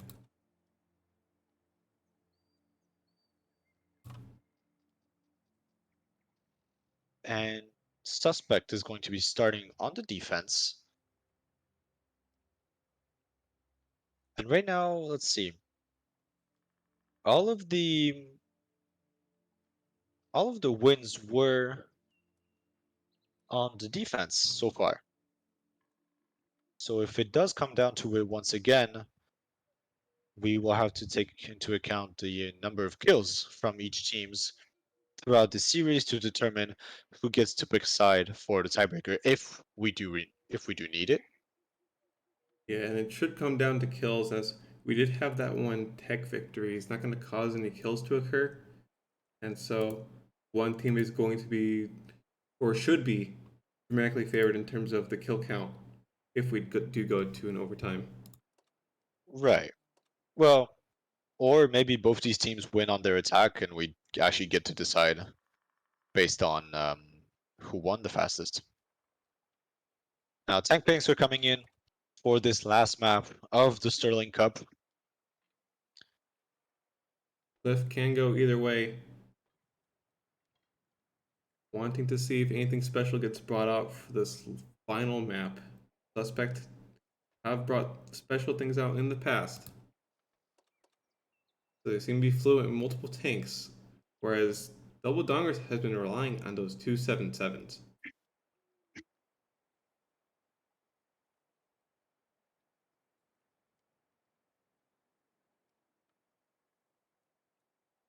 Final tank picks are coming in. We are going to see 2 more 277s, as is expected. Yeah, nothing too surprising. Double Donger seems to be really enjoying those fast setups, but also very reliable, very well-rounded. Can react to a lot of things very effectively. I do enjoy that the last tank picked was also a 277. Just in case we would be wondering what tank would come up next, it will end up with 3 277s being picked yet again. As we And go we into are going clutch. in. Live from Suspect is a little different. Got a Chronovagon, Object 277, and triple CS63 versus the triple Object 277, a singular CS63, and the STB for the side of Double Dongers. Suspect is on defense. They're bringing the light of lineup. Yeah, they might try to contest the hill very early on. They could also go for a fast donut play with the 3 CSs and try to catch someone off guard on the way to the middle. Looks like so Dark Ninja is making his way towards the donut while Sebastian and Muscles are making their way towards the middle. I would expect also one of the CSs to go around the hill, like we've seen Suspect do so many times so far at this tournament. The Kronwagen from December is probably going to try and make his way to the ramp. Dark Ninja will get And spotted by meanwhile- Mashi hiding in the H1 bush. He will get spots on the rest of the enemy vehicles as he takes this position we have seen previously today. But he's going to get pushed. Look at these 277s. They're not stopping. They're going straight They're going at him. straight for the donut. He's going to need teammates. He has to run. His He has to run. LICS is too far. His Object 277 is in the low ground, unable to help. Senior Legend Quan is won't be going to able get to on drop a clip. fire, however. Senior Legend and Anna might just be traded out for this, even though this isn't what should happen. Down to 230 HP, Dark. Now on a one shot, and he is out. Octobear is going to realize he cannot stay in this position, otherwise he'll get pushed on as well. Nexus is going doesn't to have a push him choice. fast. He can't go anywhere. He's completely stuck. Double Dongers is just going to keep going forward and take the overmatch once again. Sebastian is trying to make his way back towards D5 to help him out, but there's only so much he can do. Yeah, he still doesn't have an angle, and Octobear is taking way too much damage. He did not get tracked, so he will be able to escape. Now for how Sebastian is long? actually too far in the open. He's going to be getting shot from a few different angles. CS63 does not have the armor necessary to play this like a hold down. Octobear is being pushed on, and he has nowhere left to go. Nexus will round the corner and finish him off in just a moment. Now it's a- Somehow HP is still even. Yeah, but it's a 5 versus 3, and they may also have the hill with the muscles in the CS63, but the Kronwagen hasn't climbed the hill, and I would much rather have the Kronwagen up there. Yeah, for sure. I think December made a bit of a mistake when picking his targets when the 277s and the STB were going across to kill Dark Ninja. I think he could have waited. He missed his first shot. First shot went into the ground. Second shot went into one of the 277s. It would have been so much better for him to make sure that he can kill the STB. Maybe a bit too much of a tunnel vision. And now those 277s just keep on pushing towards Sebastian. And look at where the Kronwagen is. He's so far out of the fight. This is not looking good for the side of Suspect. Yeah, Kronwagen went really far out. Not sure why he would even go there. Because you gotta keep your tanks together. You can't be spreading out when they have 5 tanks still. You gotta spread out. Leave it to your light tanks so they can escape. Or at least rejoin a fight that might occur. But now the 277s, they're fierce, they're heavy, but they're still fast enough to climb this hill, and they're gonna take it from muscles. Yeah, and Double Dongers not taking any chances, just putting 2 tanks on cap. The Kronwagen gets a first shot entirely illogical. He will not get a second one in. And there really isn't a whole lot they can do. That Kronwagen doesn't have enough time to get back to the cap. He will have to drive in the middle of a crossfire. And the CS, well, Muscles, same thing. They're really just too far and they can't get back in. They would bleed way too much. Even though they're up on HP, the tank differences do change a thing in this case. Yeah, and even if they were to kill the 3 tanks that they're close to, the STB of Anna is going to be trying to put track shots in as well, and that cap is running down 20 seconds. Really just forcing this entire thing to occur of December is Kronwagen just driving into the open, being shot in the rear. Seconds on the clock. He's gonna try to get a triple kill here. Oh, he shot the wall. Oh no. He shot the rock, I mean. Unfortunate. Muscles will try to make a play. They did get the reset into Mashi, but that round was over once they lost their teammates, and they turned it into a 5 versus 3. I would wonder how much would have been different if Desenberg gets his clip and takes out the SB and the 277 ones. Because at the end of the day, the HP is fine. They just need to have more kills.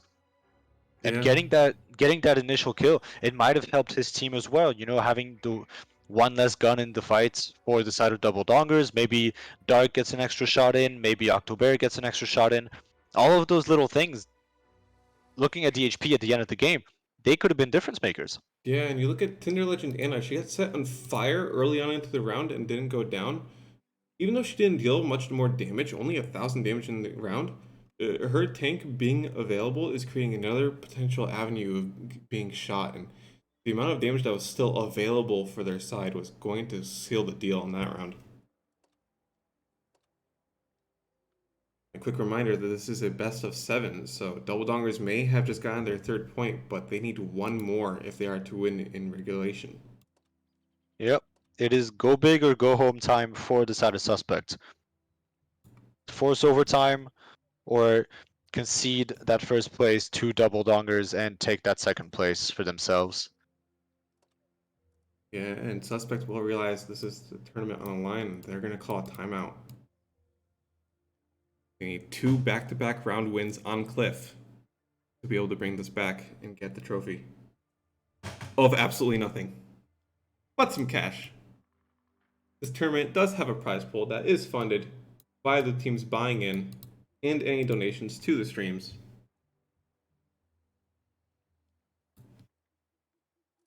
And both of these teams are going to get at least a decent chunk out of it.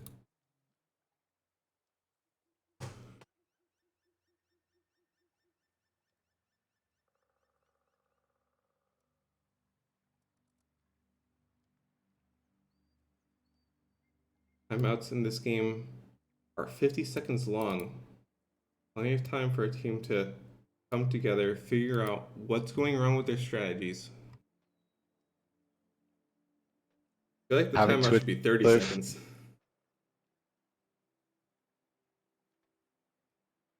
Well, they can use all the time they can get, I guess. Yeah, and they're gonna need it. You know, it They is got the end cut of the off. tournament. This could be the very last game of the tournament, and you want to make sure that you can try to secure it if you're double dongers. And for Suspect who called the timeout, well, you want to make sure that you can press the overtime. Yeah, Try to get back into this. they gotta put a strategy together that's not gonna leave one of their tanks out to dry. They've had quite a few rounds this series where they're gonna end up with 0 damage. Dark Ninja only did 450 that series. That's from 1 penetration. They can pull something together where they feel very confident about not leaving anyone out to dry, keeping all 5 tanks available. Having those tanks up is what is winning the rounds for the side of Double Dongers. Not the HP. Yeah, the split, the spread, that's true. I'm a little worried about the confidence that Suspect has going into this, you know, especially knowing that the overtime is also Cliff. You want to make sure that you're going to be winning this attack as fast as possible so that you can pick your sides. You know, it's more of a knowing that the last map is Cliff and you just lost it, it's not very good for the morale. So there's a lot on the line for this game. And if they can win it in less than 4 minutes and 20 seconds, which is the time that Double Dongers took to win their attack, if they can win it in less than that and pick their sides for the overtime map, I believe in them winning the whole thing. Otherwise, I'm not entirely sure. Yeah, that extra momentum of winning the last round before overtime is quite nice too. Yeah, and especially if you get to pick your side, because then you can pick the defense. Cliff is pretty evenly distributed, I think, regarding the wins and defeats on both sides. So probably just taking the defense, as we said multiple times tonight, having the safety of the time being on your side, not having to move if you don't need to. And pluses are in the chat. We should be going in very soon.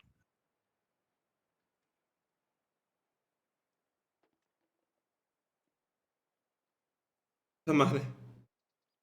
Everyone plus plus. There it is. And we will have the second round of Cliff. Suspect need this to force overtime. Suspect is bringing two 277s, a CS63, E50M, and an STB on the attack. Double Dongers will be bringing their classic Object 277 times 3, CS63, and an STB.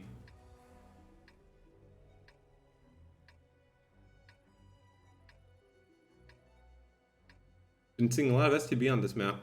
Haven't been seeing too much of it have a large impact on the middle, where they like to do the climb halfway up the hill. So maybe one round where the STB was super effective. We're gonna see if these STBs vie over control for that position. Well, I think teams also all understand the power of the STB in that position, and as soon as they see that the enemy team was able to control that middle ramp, they just get away from it as much as they can. You know, try to negate its impact, because if you just let him farm you, that is over 4,000 DPM on your side, and that is simply not good if you're trying to win this. So it makes sense that you don't actually see them to do anything, because as soon as they take the position, everybody basically hides from them. What is happening here? Muscles in the E50M has sat back at his spawn. He's perched up on a bit of a hill. So he will actually have shots into the middle of the map, and Nexus will take some shots. Semmer's gonna take some, but the shots of the E50M are actually outside of view range. Who's gonna be putting shots into Nexus? Some of them are, yes. Tinder Legend, but they're being flanked. They're already being flanked by Mashi. CS in the flank.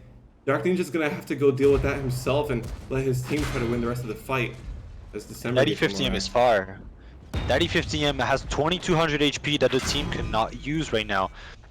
They need to take out that STB, very well done. And then next they should try to focus on Mashi. If Dark can just run away, just manage to get out and run away, they might still be fine. And see, that STB, we just talked about how powerful it can be. Now it controls the ramp, and these 277s are stuck into the low ground. There isn't much they can do. Floppy has to push Dark Ninja. Highly Illogical is completely stuck in here. And so now Muscles has to contribute to this game. Sebastian is taking the top of the hill, or at least trying to climb it up, putting a great shot into Highly Illogical. And now, well, Double Dongers just drove into a crossfire, and they were just not able to capitalize on the tanks that mattered. They weren't able to kill the STB, and they let October stay in the middle. Dark Ninja managed to win his 1v1 versus the other CS. Muscles may have been out of the fight and unable to give his 2000 HP as assistance, but he dealt a lot of damage, and that's going to mean that this is an easy cleanup, even if his two teammates were to both die here. As they just might. October will hit the shot. He has it. He will bring this to overtime. And look at the time. It's a very fast round. Very fast round. And definitely a lot faster than Double Dongers' attack. So Suspect will get to decide what side they want to play on for the last round of Cliff. And Muscles was able to do a lot of damage. Yeah, Muscles did so much damage. It was actually very consistent shots from him. See, Up until the late stages. The difference here is in the STBs. Sebastian does 3000 damage, whereas the STB of Double Dongers only does 1100, because they were able to win the ramp. Sebastian has the ability to just win the ramp, and once he secures it, he can just farm everybody on the low ground. Yeah, and I think Muscles was able to get a few shots into the STB as well. That STB of Tinder Legend took a lot of damage early on, and that really opened up the position for Sebastian to take control. Exactly, and so as expected, Suspect gets to decide which side they want to play on. They obviously pick the defense. Yeah, One last round. interesting that Suspect would get the fastest attack win based off their enemy pushing into them. Well, I mean, I think the call was correct by Double Dongers. It's just that maybe the execution wasn't exactly the way that they should have done it. Yeah, maybe recognizing where that E50M was and trying to limit his shots as much as possible. I think they should have focused on the STB. We were talking at the beginning of that game about how we haven't seen STBs having a lot of impact. It's because they usually get focused down first, but this time they didn't. Double Dongers did not manage to focus down the STB. Sebastian manages to live for most of the game. He does go down to floppy at the end, but at that point the game is over. And he's able to dump out a lot of damage, stay alive, be a thorn on the side of Double Dongers, and basically hand over the win to Suspects. And maybe if on the way in, if those 277s shot the STB instead of shooting someone else, maybe the other 277, maybe we would have seen a very different result. So after we noted that Suspect decided to choose defense, they also decided to take another timeout. That timeout has finished now and tank picking has begun.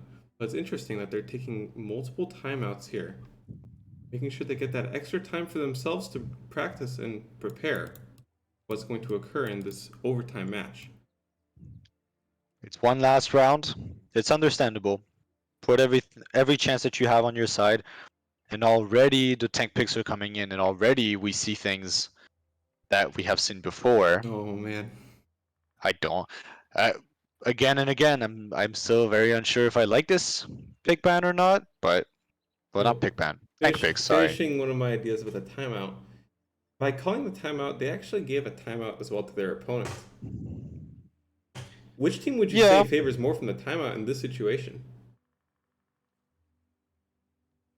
I'd say, I don't know. I think they just got the round win. I think this is a tough call. It still the team with the momentum. They just won. I don't know what they talked about during the previous timeout, but let's assume for the sake of it that whatever they talked about got them this win. You know that your timeouts worked. You know that like getting the extra minute to prep as a team, go over the strat is important for your team. So you take another one because you want to make sure that you have the same synergy into that very last game of the grand final. Now, of course, it obviously also helps a team that doesn't have the momentum because it gives them the time to sit down, relax, take a breath, and go over their own strat. However, Double Dongers did not take a timeout. It was Suspect taking the timeout. Yeah, and we will see if they could build up that cohesion in their game plan before this round. Pluses are in the chat, and we are going into our final round. Already. We're already going in. That was fast compared to the rest of the games. And there's quite a few more light tanks here, or at least lighter tanks, as we have a 277, 705A. We've seen those before. 3 CS63s out of the side of Suspect. Side of Double Dongers, you got the 3 277s yet again, a CS63 and an STB. Same lineups as before, right? Yeah, this looks like what we were seeing on the first round. Right. Which went the way of Double Dongers. So I hope that Suspect is going to do something different, or at least be more prepared. Got the head admin giving good luck to both teams in this final round of the entire tournament. Oh, and already heavy lean with the 3277s and the STB1 of Double Dongers towards the donut area. That CS needs to be ready to run. He will spot only the 277s. Hasn't seen the rest yet. Now, does he get pushed, or do they take the donut? Nexus will push, but the rest of his team's taking donut. A bit of a little split. Muscles does not take a hit on his way out, so that is absolutely fine. Yeah, but he's fine. He managed to get out entirely. He's completely safe here. There's nothing Double Dongers can do about this. And this is looking really good right now for Suspect. They managed to take the hill absolutely for free. And they have Double Dongers stuck around the donut area. Now the 277 can cross towards the middle, and when the repush comes in, as it looks like it's happening right now, they will be in a great position to hold this. That is a crucial miss out of December. He needed to hit that shot. Yeah, it's gonna mean they actually get across unscathed. Nexus will be a little late, so he might be taking a shot from December's reload. Other than that, they were able to get across perfectly cleanly. Even then, what do they do now? Muscles takes a shot, but December is still holding this very, very strong. The two CSs are on the hill, and Can't push Octobear. He's got way too many teammates Yeah. around him. Sebastian I don't only know, took maybe- one-shot damage. Muscles can even go and push all the way around if he wishes to. I think they're relying on the STB of Tinder Legend Anna on the flank. Are they gonna try and repush the hill? This is insane. They're repushing the This hill with is- 277s. They're actually repushing the hill with 277s in the Yeah. lead. That's gonna push the CS's back because they're not This gonna is have risky. gun depression to put This shots is on. very risky. Two 277s and the CS on the Back way shot. up here. Only one tractor coming out. They It's need to gonna mean run. take the They hill. need to run. They How can't could you sit. do They so can't much? stay here. Sebastian, you need to leave. Your And teammates left and look you. at the 705. The 705 is just now getting into the fight. This is the issue with the 705. You do not have the speed to react to this kind of play. And now this is looking very good for the side of Double Oh, big Dongers. ram. Oh, not quite enough, but looks like Mashi will be able to finish off Dark Ninja. Actually going to bounce the shot. Dark Ninja gets away with his skin. HP still in favor of Suspects. Yeah, but they've lost one tank and almost lost a second. If they lost that second, that would have been detrimental to their chances. Yeah, but that STB1 is in a great position. The 705 currently has most of the HP for the side of Suspect. Yeah, but the SCB's actually left, and that's going to mean Octobear can climb What? this without being hit. That's putting pressure onto Floppy and Mashi. They're gonna have to make a move. As soon as the STB gets on their cap, they're going to have to make a move. They have no choice. There's a bit of a move being made in the middle right now. Eiley pushing down Dark Ninja.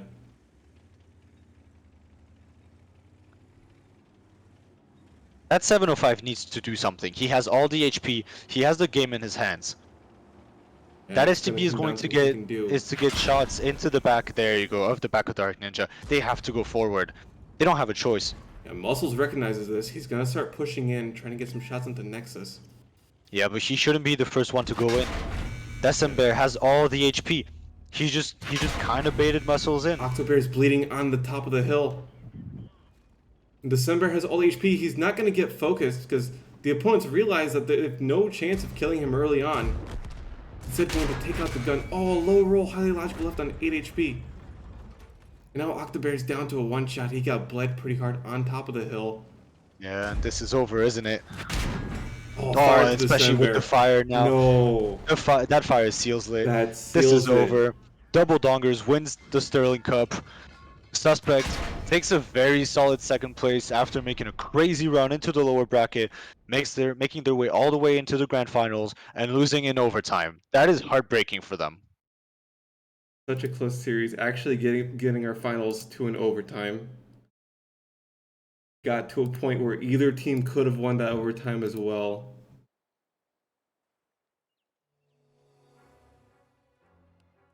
Look at those post-game stats. The side of Suspect, everyone having about the same amount of damage. Problem is they didn't share HP as good as they shared their damage spread.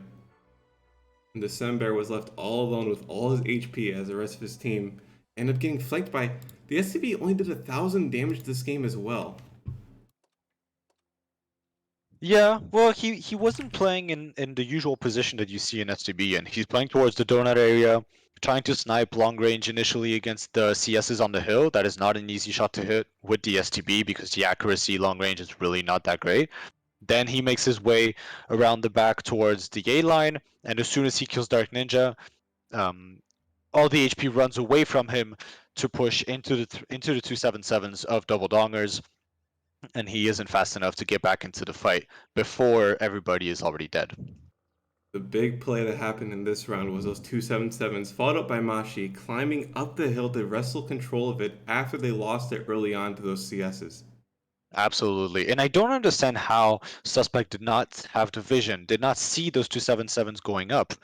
Because if they do, then the two CSs can just get off the hill and repush into the middle. But that means that they would repush with 5 tanks with a decent amount of HP, with a lot of tanks from Double Dongers being completely isolated, with the STB being stuck on the donut and the 2 tanks on the low ground under the hill. But instead, they bleed.